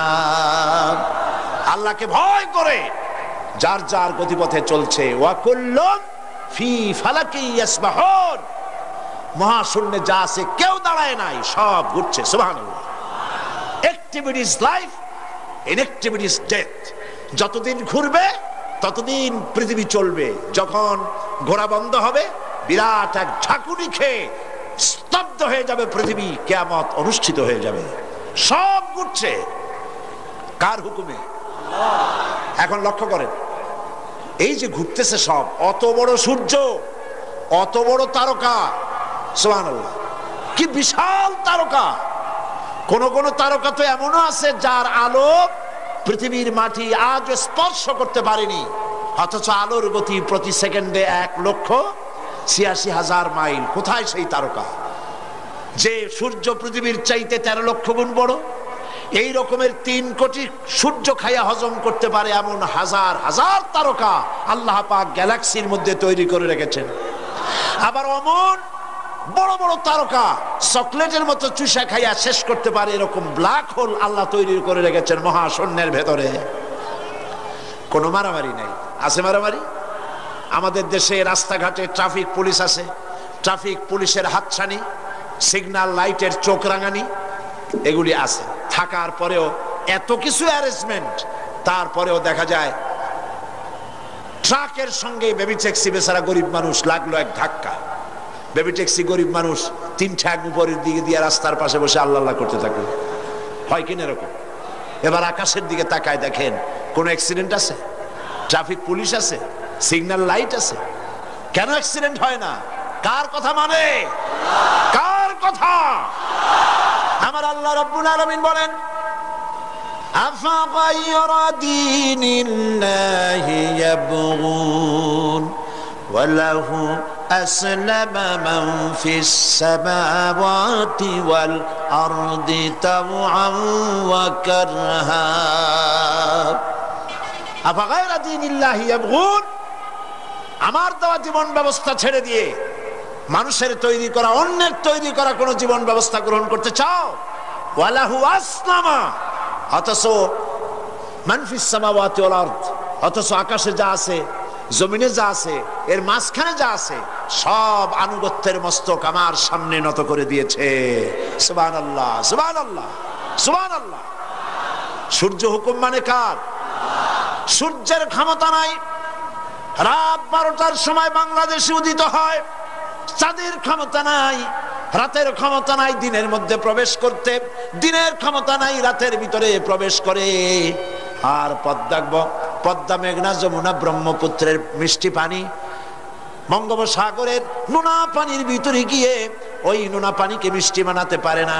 আবার নোনা পানিগুলি জোয়ারের টানে পদ্মা, গঙ্গা, যমুনা, সুরমা, কর্ণফুলীর ভিতরে ঢুকে মিষ্টি পানিকেও লবণাক্ত করতে পারে না।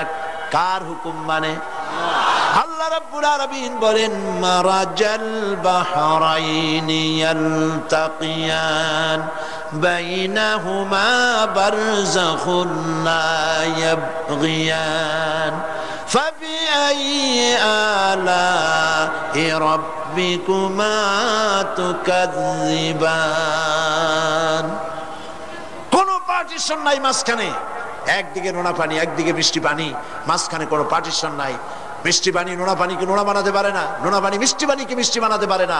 আল্লাহ পাক বলেন সব আমার হুকুম মেনে চলছে। কার হুকুম? কার হুকুম? সুন্দরবনে, জঙ্গলে, পাহাড়ে অসংখ্য হিংস্র প্রাণী আছে, মারামারি নাই, ঝগড়া নাই, সব আরামে আছে, ঠিক কিনা? সমুদ্রের মধ্যে মারামারি আছে নাকি? বঙ্গোপসাগর বলে নাকি আরব সাগর? তোমার কোন মাছ, তোমার কোন হাঙ্গর যদি আমার মধ্যে বিনা ইমিগ্রেশন ভিসায় যদি ঢোকে, থাপড়াইয়া দাঁত ফেলাই দেবো। বলে এরকম? বলে না। তারা সমুদ্রের ভিতরে মাছেরা যাতায়াত করছে, কত হিংস্র প্রাণী, জলচর প্রাণী সমুদ্রের ভিতরে আছে, মারামারি নাই, কাটাকাটি নাই, ঝগড়া নাই। মহাশূন্যের উপরে পাখিরা উঠছে, ঝগড়া নাই, মারামারি নাই, সব আরামে আছে। আরাম মূলত যেখানে থাকা উচিত ছিল সেখানেই শান্তি নাই। সেটা কোন জায়গা? এই পৃথিবী, এই মানুষগুলি, এই মানুষের শান্তি নাই, কিন্তু সব জায়গায় শান্তি আছে। কারণ ওরা আইন মানে কার? কার আইন মানে? মানুষ আল্লাহর আইন মানে না বলেই তাদের জন্য এই চূড়ান্ত অশান্তি তাদের উপরে নাজিল হয়েছে। এই অশান্তি দূর হতে পারে কেবলমাত্র কোরআনের আইন দিয়ে। কিসের আইন দিয়ে বলুন? কোরআনের আইন দিয়ে অশান্তি দূর হবে, অন্য কোন আইন দিয়ে অশান্তি দূর হতে পারে না। এই জন্য ইসলাম বিরোধী লোক যারা, তারা যখন কোনো দেশে ঢোকে, কোন দেশ যখন শাসন ক্ষমতা পায়, তখন কোরআন শরীফে সূরা আন-নামলের ভিতরে বলা হয়েছে তারা দুইটা কাজ করে। একটা হলো ফাসাদ বরপা করে দেয়, বিপর্যয় সৃষ্টি করে। আর দুই নম্বরের কাজ হলো যে দেশে তারা প্রবেশ করে, সেই দেশে যে দেশের ক্ষমতা তারা হাতে নেয়, সেখানে তারা সম্মানিত লোকদেরকে বেইজ্জত করে। এটা হলো তাদের কাজ। আর ইমানদাররা যদি রাষ্ট্র পায় তাহলে কি হয়? আল্লাহ রাব্বুল আলামিন বলেন আল্লাযীনা ইম্মাক্কান্নাহুম ফিল আরদ আকামুস সালাতা ওয়া আতাউজ যাকাতা ওয়া আমারু বিল মারুফি ওয়া নাহাউ আনিল মুনকার ওয়ালিল্লাহি আকিবাতুল উমুর। মুমিন বান্দারা যদি ক্ষমতা পায়, লক্ষ্য করুন কারা ক্ষমতা পায়? ধর্মনিরপেক্ষতাবাদীরা নিশ্চয়ই নয়, ইমানদারেরা, মুমিন বান্দারা। তারা যদি ক্ষমতা হাতে পায়, 4 দফা কাজ করবে। কয় দফা? 4 দফা কাজ করবে। আর বেঈমানেরা 2 দফা কাজ করে। 1 নম্বর হলো সমাজে বিশৃঙ্খলার সৃষ্টি করে, চুরি, ডাকাতি, জেনা, ব্যভিচার, হত্যা, ধর্ষণ সমানে। আর সমস্ত সম্মানিত লোকদেরকে অসম্মান করে। আল্লাহ বলেন মুমিনদের যদি ক্ষমতা দেয়, 4 দফা কাম করে। সুবহানাল্লাহ। 1 নম্বর, ক্ষমতায় গিয়েই মুমিন সরকারের কাজ হলো জাতির চরিত্র নির্মাণ করা। যত অসুবিধা সব কিসের কারণে? চরিত্রহীনতার কারণে। কিসের কারণে? এই জন্য মুমিন বান্দারা ক্ষমতায় যদি যায়, 4 দফা কাম করবে। 1 নম্বর, জাতীয় চরিত্র বিনির্মাণের জন্য নামাজকে প্রতিষ্ঠা করবে। আপনারা চিন্তা করবেন যে এটা কি কথা, নামাজ পড়লে কি চরিত্র ভালো হবে নাকি? হ্যাঁ, নামাজ পড়লেই চরিত্র ভালো হবে, কারণ আমার আল্লাহ বলেছেন। এই ফর্মুলা কার? এই মেডিসিন কার? আল্লাহ বলেছেন ইন্নাস সালাতা তানহা আনিল ফাহশাই ওয়াল মুনকার। নামাজ মানুষকে অশ্লীলতা এবং পাপাচার থেকে বাঁচায়। সুবহানাল্লাহ। পাপাচার থেকে মানুষকে রক্ষা করে নামাজ। এই নামাজ প্রতিষ্ঠা করবে ইসলামিক গভর্নমেন্ট আসলে পরে। ইসলামিক গভর্নমেন্ট হলে প্রথম হুকুম করবে, রেডিওর মাধ্যমে, টিভির মাধ্যমে, পত্রপত্রিকার মাধ্যমে সরকার অর্ডার দিবে, পার্লামেন্টে আইন পাস হবে, প্রত্যেকটি আকিল বালেগ সুস্থ বয়সপ্রাপ্ত নরনারী, মুসলমান নরনারীর জন্য নামাজ পড়া বাধ্যতামূলক। নামাজ পড়তেই হবে। ফায়দা কি হবে দেখুন, নামাজ আজান হয়ে গিয়েছে, জোহরের আজান, সরকারের বিধান থাকবে আজানের সঙ্গে সঙ্গে কল কারখানা, ক্ষেত খামার, অফিস আদালত, পার্লামেন্ট, সেক্রেটারিয়েট, ক্যান্টনমেন্ট, দোকানপাট সব বন্ধ, আধা ঘন্টার জন্য সব বন্ধ। থানায় আজান হয়ে যাবে, থানার দারোগা সাহেব আজানের পরে পুলিশদেরকে ছুটি দিয়ে দেবে, তারা উজু করে আসবে, দারোগা সাহেব নিজে ইমামতি করবেন, পুলিশেরা পেছনে জামাতে শামিল হয়ে যাবে। আহা, দেশ তো বেহেশত হয়ে যাবে। সুবহানাল্লাহ বলতে ইচ্ছে করে না? যেই থানার দারোগা পুলিশদের নিয়ে নামাজের ইমামতি করে 5 ওয়াক্ত নামাজ পড়ে, সেই থানার দারোগারে পিটাইয়াও ঘুষ খাওয়ানো যাবে, বরং ঘুষ নিয়ে যে যাবে থাপড়ায় দাঁত ফেলায় দেবে। ঠিক কিনা? আমাকে সরকার বেতন দেয়, তুই টাকা দিবি কেন? ঠিক কিনা? নামাজ তাকে ঘুষ থেকে বাঁচায় দেবে, এবং সরকার পুলিশদের বেতন বাড়ায় দেবে। কারণ পুলিশেরা, আমি পুলিশদের ব্যাপারে পার্লামেন্টে কথা বলেছি, জানেন আপনারা নিশ্চয়ই, পুলিশদের পরিশ্রম বেশি, তারা তাদের খাটনি বেশি, ঈদের দিনেও ছুটি কিসমতে হয় না, জুমার দিনেও নামাজ পড়ার ছুটি অনেক সময় পায় না। বড় বড় অফিসাররা বউ নিয়ে থাকে, সাধারণ পুলিশ ওরাও তো রক্ত মাংসের গড়া মানুষ, 6 মাসেও বউর কাছে যাওয়ার সময় পায় না, বাচ্চাদেরকে চোখে দেখতে পারে না, চোখে দেখার সময় হয় না, ঈদের জন্য নিজের স্ত্রীকে নতুন একটা শাড়ি পরাবার পয়সা তাদের হয় না। আমি পার্লামেন্টে বলেছি পুলিশদের বেতন বাড়ায় দাও, এবং পুলিশদেরকে প্রত্যেকটি পুলিশ যাতে বউ নিয়ে থাকতে পারে যেখানে চাকরি করে সে ব্যবস্থা করে দাও। তো তাদের যদি হাত যদি খারাপ হয়, এই হাত খারাপ হওয়ার জন্য দায়ী সরকার। তারা যদি ঘুষ খায় সেজন্য দায়ী সরকার। পুলিশেরা যদি জিনা করে সেজন্য দায়ী সরকার। পুলিশদের যদি তারা দারোগার ইমামতি পুলিশে নামাজ পড়ছে, সুবহানাল্লাহ, পুলিশগুলি কি ভালো হয়ে যাবে, সুবহানাল্লাহ। এসপির অফিসে আজান হয়ে গেছে, superintendent of police, inspector general of police জামাতের ইমামতি করবেন। রাজারবাগ পুলিশ লাইনে সব থেকে বড় পুলিশ অফিসার জুমার দিনে এসে খুতবা দিবেন, পুলিশেরা তার পিছনে নামাজ পড়বে। এই পুলিশদের চরিত্র ফেরেশতার মতো হয়ে যাবে না? সুবহানাল্লাহ। আমার দেশের বিডিআর প্রধান, আর্মি প্রধান, কমান্ডার ইন চিফ আজান হয়ে গিয়েছে, প্রধান সেনাপতি নামাজ পড়বেন তার সেনাবাহিনীর সাথে নিয়ে। আহা, আল্লাহর কাছে দোয়া করবে একসাথে, সেনাবাহিনী খালেদ বিন ওলীদের মতো হয়ে যাবে। ভারত তো ভারত, সারা দুনিয়া মুসলমান সৈন্যদের সামনে চোখ তুলে তাকাতে পারবে না, কারণ তারা আল্লাহকে সেজদা দেয়। কারে সেজদা দেয়? সেই আর্মিদেরকে, বিডিআর সেনাবাহিনী, পুলিশ বাহিনীকে কোরআন শিক্ষার ব্যবস্থা সরকারের পক্ষ থেকে করা হয় না।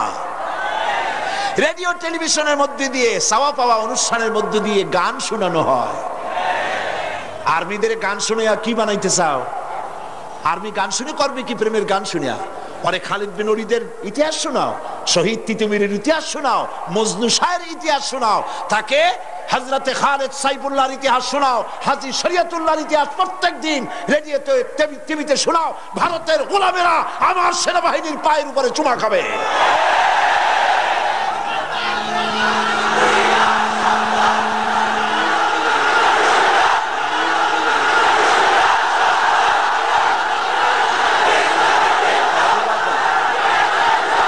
এইটা আমি এই কথা যখন বলি তখন বলা হয়, যখন এই কথা বলি তখন বলা হয় এটা হলো মৌলবাদী কথা, মৌলবাদী কথা। কোরআন শরীফের প্রচার হলে মৌলবাদ হয়, কিন্তু আমেরিকার প্রেসিডেন্ট ডব্লিউ বুশ যখন শপথ নেওয়ার সময় বাইবেল স্পর্শ করে শপথ করে তখন মৌলবাদ হয় না। পৃথিবীর যত হোটেলে আমি থেকেছি, এই পৃথিবীর অন্তত 50টা দেশ সফর করার তৌফিক আল্লাহ আমাকে দান করেছেন। যত বড় বড় হোটেল দেখেছি পৃথিবীতে, প্রত্যেকটি হোটেলের প্রতি রুমের মধ্যে টেবিলের ড্রয়ারে একটা করে বাইবেল দেখেছি, কিন্তু বাংলাদেশে মুসলমানদের দেশ, এই মুসলমান দেশের 5 স্টার হোটেলে একটা কোরআন শরীফ নাই। এর নাম হীনমন্যতা। মৌলবাদ উৎখাত করবা, মৌলবাদ মৌলবাদ এখন সব মৌলবাদ, চতুর্দিকে মৌলবাদ, খালি মৌলবাদ চোখে দেখে। মৌলবাদ কি? মৌলবাদ হলো মূলবাদ। পত্রিকাগুলি গোলামিতে লাগে গেছে ভালো করিয়া, ঠিক কিনা? খালি মৌলবাদ। 2টা ট্রাক যদি অ্যাক্সিডেন্ট হয় তাও কয় মৌলবাদ। মাসে মাসে মারামারি হলো বুড়িগঙ্গার নদীতে, কয় মৌলবাদ। শয়তানে পাইছে। কিসে পাইছে? শয়তানে ধরছে ভালো করিয়া। মৌলবাদ শব্দটা মূলবাদ, মূল, মৌলিক থেকে, মূল থেকে মৌলিক, সেখান থেকে মৌলবাদ। মূল হচ্ছে কোরআন, মূল হচ্ছে হাদিস, মূল হচ্ছে আল্লাহ, মূল হচ্ছে কোরআন, মূল আমার রাসূল। সেই মৌলবাদ তোমরা উৎখাত করবা, এত সোজা। তোমরা মৌলবাদ উৎখাত করবার বাংলার 12 কোটি মানুষ বসে বসে আঙ্গুল চষবে, এত সহজ নয়।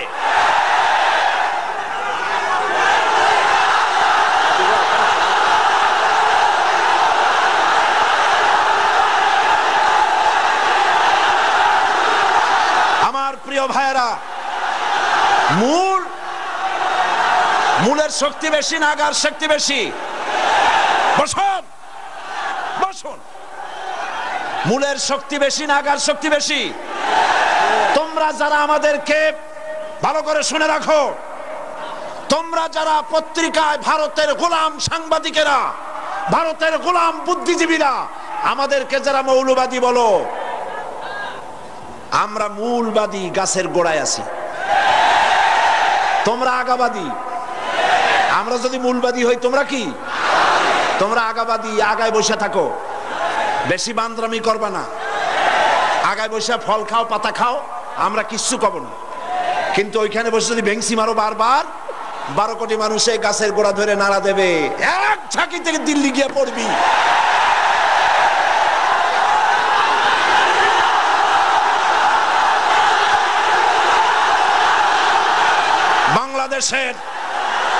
বাংলাদেশের 12 কোটি মানুষের ঈমান নিয়ে তামসা করো না।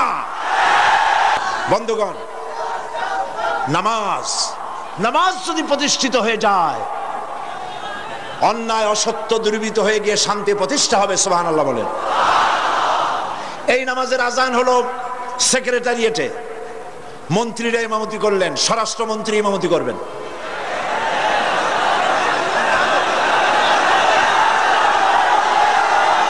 পররাষ্ট্রমন্ত্রী ইমামতি করবেন।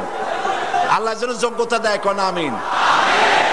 এখন যদি ওনারা কোন যে আপনাদের এশার নামাজ আমি পড়াই দেব, কোন মন্ত্রী যদি আসে, লোকেরা কবে লা হাওলা ওয়ালা কুওয়াতা ইল্লা বিল্লাহ। আল্লাহ আপনাদের যোগ্যতা দিক, আমরা বলি আমিন। মন্ত্রীর ইমামতিতে সেক্রেটারিয়েটের সমস্ত ব্রুকরাস, আমলারা যদি নামাজ পড়ে, গভর্নমেন্টের টাকা পকেটে নিতে পারবে? কোটি টাকা কোথার থেকে মারিং কাটিং হয়। আমার দেশে তো কোনো জিনিসের অভাব নাই, সব আছে, শুধুমাত্র সচ্চরিত্র নেতৃত্বের অভাব। এই অভাবটা পূরণ হতো যদি নামাজ কায়েম হয়ে যেত। আল্লাহর নবী বলেছেন, লা দীনা লিমান লা সালাতা লাহু, যার কাছে নামাজ নাই তার কাছে দ্বীন নাই, ঈমান নাই, চরিত্র নাই, কিছুই নাই। আল্লাহর নবী বলেছেন, আল্লাহর বান্দা এবং কাফেরের মধ্যে পার্থক্য কি? পার্থক্য হলো নামাজ। যে নামাজ পড়ে সে আল্লাহর বান্দা, যে নামাজ পড়ে না সে ব্যক্তি কুফরি করলো। মান তারাকা সালাতান মুতাআম্মিদান ফাকাদ কাফারা, ইচ্ছে করে যে নামাজ ছেড়ে দিল সে কুফরি করলো। বলেন নাউজুবিল্লাহ। আদমশুমারিতে আপনার নাম মুসলমান থাকতে পারে, ভোটার লিস্টে আপনার নাম মুসলমান থাকতে পারে, পাসপোর্টে আপনার নাম মুসলমান থাকতে পারে, কিন্তু আপনি নামাজ পড়েন না, আল্লাহর কসম আল্লাহর খাতায় আপনি মুসলমান নন। আপনি দেশের প্রেসিডেন্ট, প্রধানমন্ত্রী হতে পারেন, পররাষ্ট্র স্বরাষ্ট্রমন্ত্রী হতে পারেন, পুলিশ আপনাকে স্যালুট দেয়, বিডিআর স্যালুট মারে, সবই ঠিক আছে, কিন্তু আপনি যদি নামাজ না পড়েন আমার দেশের সদরঘাটে কুলি বোঝাটা নিয়ে পেট চালায়, যে সেই কুলিটা যদি নামাজি হয়, দিনদার হয়, পরহেজগার হয়, আল্লাহরে ভয় করে, তাহলে বেনামাজি প্রেসিডেন্ট, বেনামাজি প্রধানমন্ত্রী, বেনামাজি মন্ত্রীর চাইতে আল্লাহর কাছে কুলি, মাঝি, রিকশাওয়ালার মর্যাদা হাজার হাজার গুণ বেশি। আল্লাহর কাছে কে প্রেসিডেন্ট, কে প্রধানমন্ত্রী, এইটার কোনো দাম নাই। আল্লাহর কাছে দাম কি? ইন্না আকরামাকুম ইনদাল্লাহি আতকাকুম। আল্লাহর কাছে মূল্য হচ্ছে তার যে ব্যক্তি আল্লাহকে তোমাদের মধ্যে বেশি ভয় করে। নামাজ, মসজিদে যখন দান, কি সাম্য মসজিদ, সুবহানাল্লাহ বলেন। মসজিদের মধ্যে মন্ত্রী, গরিব মানুষ, ফকির মানুষ, পানওয়ালা, সিগারেটওয়ালা, জুতায় পালিশওয়ালা সব দাঁড়ায় গেছে নামাজের মধ্যে। মন্ত্রীর সামনে এক পালিশওয়ালা, জুতায় পালিশওয়ালা দাঁড়ায় গেছে। মন্ত্রী কি বলতে পারবে, বেটা তুই জুতায় পালিশ করিস, আমি মন্ত্রী, তুই জানিস না? নইলে তোর পালিশের বক্স শুদ্ধ দোজকে পাঠায় দেবো। পারবে এরকম কথা বলতে? পারবে না, কারণ মন্ত্রী সাহেব এটা ফাইজলামি করার জায়গা না, এটা মসজিদ। এখানে তোমারও যা মর্যাদা, ওই রিকশাওয়ালা, কুলি, মসজিদ, ফকির, ভিক্ষুক তার মর্যাদা সমান। বরং তুমি যদি বেনামাজি হও আর ফাঁকি দিতে নামাজ পড়তে এসে থাকো, তো তোমার থেকে ওর মর্যাদা বেশি। কবি বলেছেন, এক হি সব মে খড়ে হো গে মাহমুদ ও আয়াস, এক হি সব মে খড়ে হো গে মাহমুদ ও আয়াস, না কোই বান্দা রহা না কোই বান্দা নওয়াজ। একই কাতারে সম্রাট মাহমুদ আর তার ভৃত্য আয়াস দাঁড়ায় গেছে। এখন কেউ চাকরও নাই, ভৃত্যও নাই, সব আল্লাহর গোলামে পরিণত হয়ে গেছে। নামাজ, ইসলামী সরকার হলে প্রথম কাজ হবে নামাজ পড়া। নামাজ পড়বেন, কাজে বরকত হবে। দেখেন না মুয়াজ্জিন কি বলে? মুয়াজ্জিন আযানের ভিতরে বলে, হাইয়া আলাস সালাহ,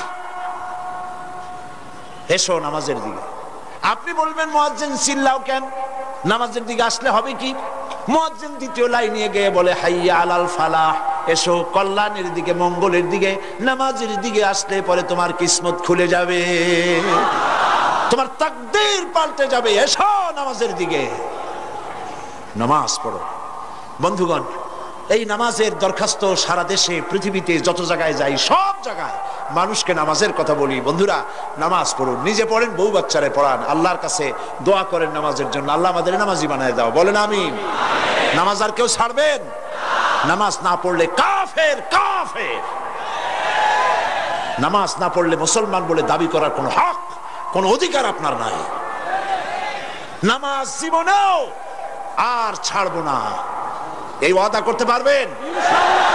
দুই হাত উঁচু করেন, বলেন ইয়া আল্লাহ, তোমার কোরআনের মাহফিলে তোমারে সাক্ষী রেখে দুই হাত উঁচু করে কসম করি, শপথ করি, ওয়াদা করি, যতদিন পর্যন্ত মালাকুল মউত আমার মাথার কাছে না আসতেছে, ততদিন পর্যন্ত ফরজ নামাজ, ফরজ রোজা আর ছেড়ে দেব না, আর ছেড়ে দেব না, আর ছেড়ে দেব না।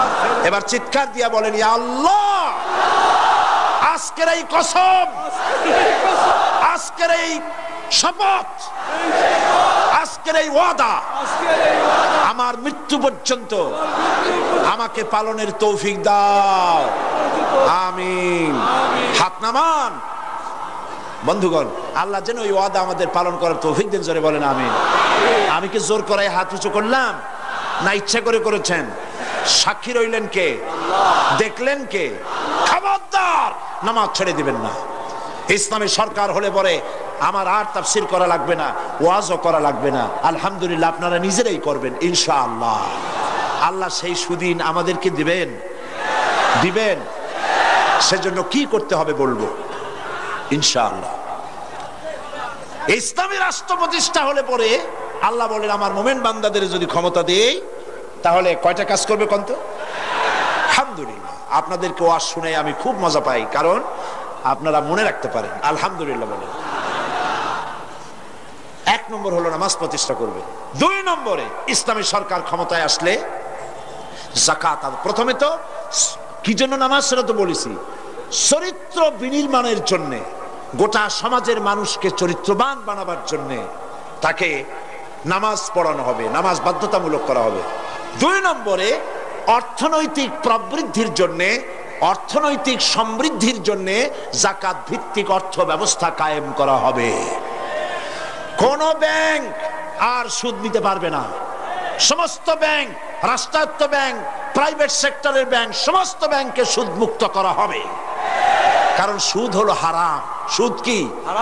আল্লাহ রাসূল বলেছেন সুদের মধ্যে 70টি গুনাহ, তার 70 গুনাহ হলো নিজের মা, গর্ভধারিণী মাকে বিবাহ করা। নাউজুবিল্লাহ। সুদ মুক্ত করা কি কঠিন না সহজ? ইসলামী ব্যাংকে সুদ আছে, তো ইসলামী ব্যাংক যদি সুদ মুক্ত ভাবে চলতে পারে, তুমি পারো না কেন? কোন দুঃখে পারো না? ইসলামী ব্যাংক কি প্রফিট কম করে? বরং সরকারের দৃষ্টিতে ইসলামী ব্যাংক হচ্ছে ভিভিআইপি ব্যাংক, সব থেকে বেশি প্রফিট করে এবং সব থেকে বেশি সোশ্যাল ওয়েলফেয়ার মূলক কাজ করে ইসলামী ব্যাংক। এই যে প্রচন্ড শীত, এই শীতে ইসলামী ব্যাংক 10 লক্ষ টাকার শীত বস্ত্র উত্তরবঙ্গে বিতরণ করেছে। ডিজাস্টার যখন হয়, দেশে যখন প্লাবন হয়, ভূমিকম্প, নানান রকমের অসুবিধা হয়, তখন ইসলামী ব্যাংক সাহায্যের হাত বাড়ায় দেয়। ইসলামী ব্যাংক হাসপাতাল করেছে, আরো বেশি বেশি করার তৌফিক যেন আল্লাহ দেয়। জোরে আমিন। ইসলামী ব্যাংকে এত বরকত হয় কেন? বরকত হওয়ার কারণ হলো হালালে বরকত হয়, হারামে কোনো বরকত হয় না। যেমন কুত্তা, কি এই কুত্তায় বাচ্চা দেয় কয়টা? বছরে কয়টা? 7টা, 8টা, 10টা। ওর তো কোনো পরিবার পরিকল্পনা নাই, জন্মের মতো হয়। আচ্ছা, যে হারে কুত্তায় বাচ্চা দেয়, এই হারে সব কুত্তা যদি বেঁচে থাকতো, তাহলে আপনারা কি রাস্তা দিয়ে হাঁটতে পারতেন? কি বলেন, রাস্তা দিয়ে হাঁটা সম্ভব হতো কুত্তার জ্বালায়? সম্ভব হতো না। যে হারে জন্মের মতো কুত্তা হয়, ওইরকম জন্মের মতো মরে। এবার দেখেন, গাভী বাছুর দেয় কয়টা? বছরে কয়টা? মাত্র একটা বাছুর দেয়। তারপরে মুসলমানেরা যা জন্মের খাওয়া খায়। এরপরে কোনটা বেশি, কুত্তা বেশি না গরু বেশি? গরু বেশি, কারণ এটা হালাল। একটা বাচ্চা দেওয়ার পরেও ওইটা বরকত হয় জন্মের মতো। আর ওইটা হারাম, পাইকারি দরে বাচ্চা দেয়, তারপরেও পাইকারি দরে মরে। সুদওয়ালা ব্যাংকগুলি যেহেতু আল্লাহর সাথে যুদ্ধ করে, কোরআন শরীফে আল্লাহ পাক বলেছেন, ফাইন লাম তাফআলু ফাযানু বিহারবিন মিনাল্লাহি ওয়া রাসূলিহি। সুদকে আমি হারাম করে দিলাম।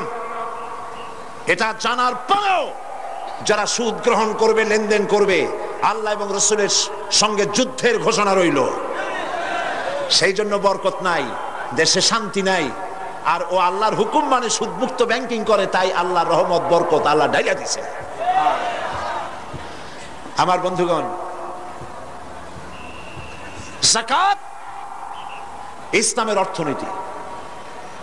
আমাদের দেশে এখনো যদি যাকাতকে গভর্নমেন্ট কালেকশন করে, যাকাত কালেকশন করবে কে? সরকার কালেকশন করবে। কে বলেছে? কোরআন শরীফ বলেছে। সূরা তাওবার মধ্যে আল্লাহ পাক যাকাতের কথা বলেছেন। অনেক জায়গায় যাকাতের কথা আসছে। সূরা তাওবার মধ্যে আল্লাহ ভাগ করে দিয়েছেন যাকাত কারে কারে দেবা। যাকাত পাওয়ার জায়গা শুধু এতিমখানা নয়, শুধু লিল্লা বোর্ডিং নয়। যাকাতের জায়গা 8টা হেডে যাকাত দিবেন। কয়টা হেড? 8টা হেডে যাকাত দিবেন। কালেকশন করবে গভর্নমেন্ট, ডিস্ট্রিবিউট করবে গভর্নমেন্ট। তবে যেই সরকার নামাজ প্রতিষ্ঠা করে না, সেই সরকার যাকাত আদায় করার অধিকারও রাখে না। কাজে আপনি যাকাত বোর্ড গঠন করিয়া উপর দিয়ে ঘি খাবেন, গাছেরটাও খাবেন, তলারটাও খাবেন, এই সুযোগ ইসলাম দেয় না। এর নাম মুনাফিকি।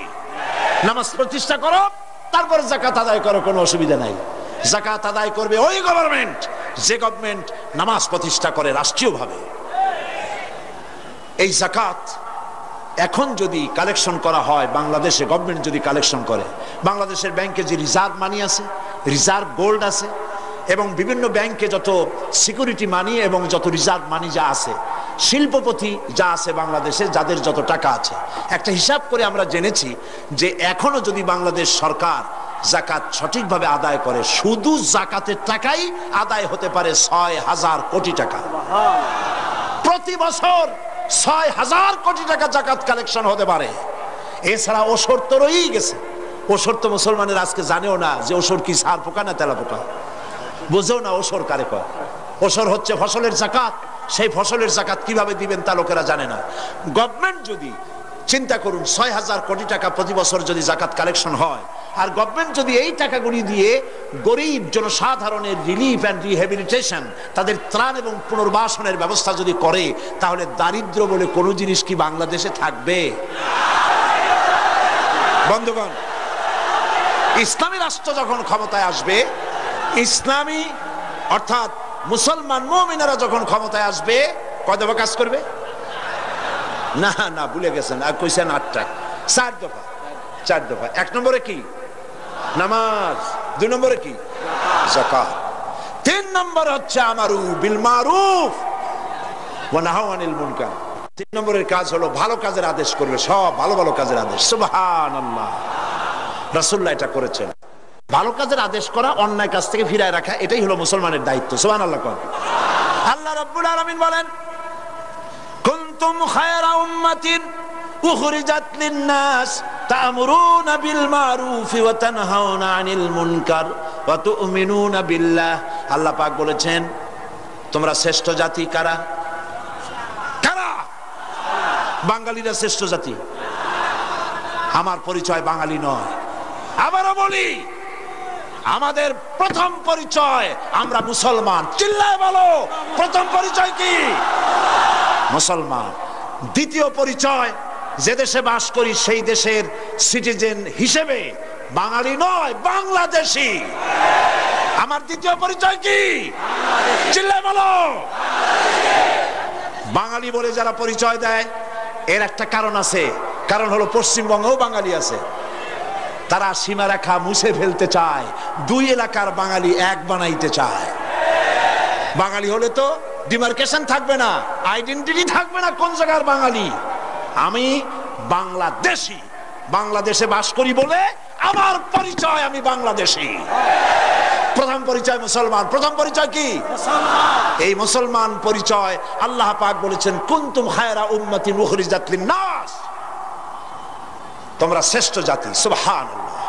আমার আল্লাহ আমাকে বলেছেন, আনন্দে গর্বে মুসলমানের বুক ফুলে ওঠা উচিত। আল্লাহ আমাকে বলেছেন, তুমি শ্রেষ্ঠ জাতি। সুবহানাল্লাহ বলো। তোমাদের কাজ কি? তোমাদের কাজ হলো ভালো কাজের আদেশ দিবে, অন্যায় কাজ থেকে মানুষকে ফিরায় রাখবে। এই কাজটা কি আমরা করি? এই কাজ রাসূল করেছিলেন। এই কাজ হযরত আবু বকর করেছেন। হযরত আবু বকর রাদিয়াল্লাহু তাআলা আনহু যখন ক্ষমতায় এলেন, তখন প্রধান বিচারপতি তিনি বানালেন হযরত ওমর রাদিয়াল্লাহু তাআলা। সুপ্রিম কোর্টের চিফ জাস্টিস কে? ওমর রাদিয়াল্লাহু তাআলা। 1 বছর শাসন চলল কার? আবু বকর রাদিয়াল্লাহু তাআলা। 1 বছর চলে যাওয়ার পর ঐতিহাসিকরা লিখছেন, ফামাকাসা আমান কামিলান ফালাম ইয়াখতাসিম ইলাইহি ইসনান। ঐতিহাসিকরা লিখছেন, হযরত আবু বকরের শাসনামলের 1 বছর পার হয়ে গেল। 1 বছরের ভিতরে হযরত ওমরের আদালতে একটা কেসও দায়ের হয় নাই, একটা মামলাও নেই। আছে পৃথিবীতে কোন নজির? আমাদের দেশে যাই দেখেন মামলা ঠেলা ডাকি। আর আলহামদুলিল্লাহ বর্তমান সরকার তো মামলায় রানার্স আপ না চ্যাম্পিয়ন। এত মামলা বোধহয় কোন সরকারের আগে পারে নাই। আল্লাহর মেহেরবানি, যার যে ক্ষমতা আল্লাহ দেয়। একটা মামলা আদালতে নাই। হযরতে ওমর রাদিয়াল্লাহু তাআলা আনহু এসে বলছেন খলিফার কাছে, মা হাজাতা বি ইনদা কওমিন মুমিনিনা ইয়া খলিফাতা রাসূলিল্লাহ সাল্লাল্লাহু আলাইহি ওয়াসাল্লাম। হে রাসূলের খলিফা, এই দেশে বিচারকের দরকারটা কি? তিনি বলছেন, লিমাজা, কেন তুমি এই কথা বলছো? তিনি বলছেন, 1 বছর অফিসে বসে থাকলাম, একটা মানুষ আমার আদালতে এসে কারো বিরুদ্ধে কোনো মামলা দায়ের করলো না। তো এখানে আমি বিচারকে বসতে গেলে লাভটা কি? তিনি প্রশ্ন করলেন, এর কারণ কি বলে তুমি মনে করো? হযরত ওমর বললেন যে আমি অ্যানালাইসিস করে যা বুঝেছি সেটা হলো এই, তুমি আমাকে এমন একটা কওমের বিচারক বানাইছো যে কওমের দিন হচ্ছে দীনুহুমুন নাসিহা। এই কওমের দিন হচ্ছে কল্যাণ কামনা করা। এরা প্রত্যেকেই প্রত্যেকের কল্যাণ কামনা করে, ঠিক কিনা? আমরা কি তা করি? আমাদের দেশে একে অপরের কল্লা কামনা করে, নটা বাদ দিয়া এখানে মারামারি হবে, মামলা মোকদ্দমা হবে, ওখানে কল্যাণ কামনা করতে।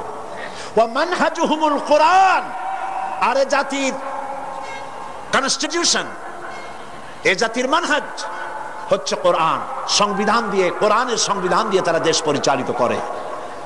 ওয়া আমালুহুম আল আমরু বিল মারুফ ওয়া নাহি আনিল মুনকার, আর এই জাতির আমলটা হচ্ছে পরস্পরকে ভালো কাজের আদেশ দেয়, অন্যায় কাজ থেকে ফিরায় রাখে, প্রত্যেকের ভালো কাজের আদেশ দেয়, খারাপ কাজ দেখলেই দুই হাতে ফিরায়।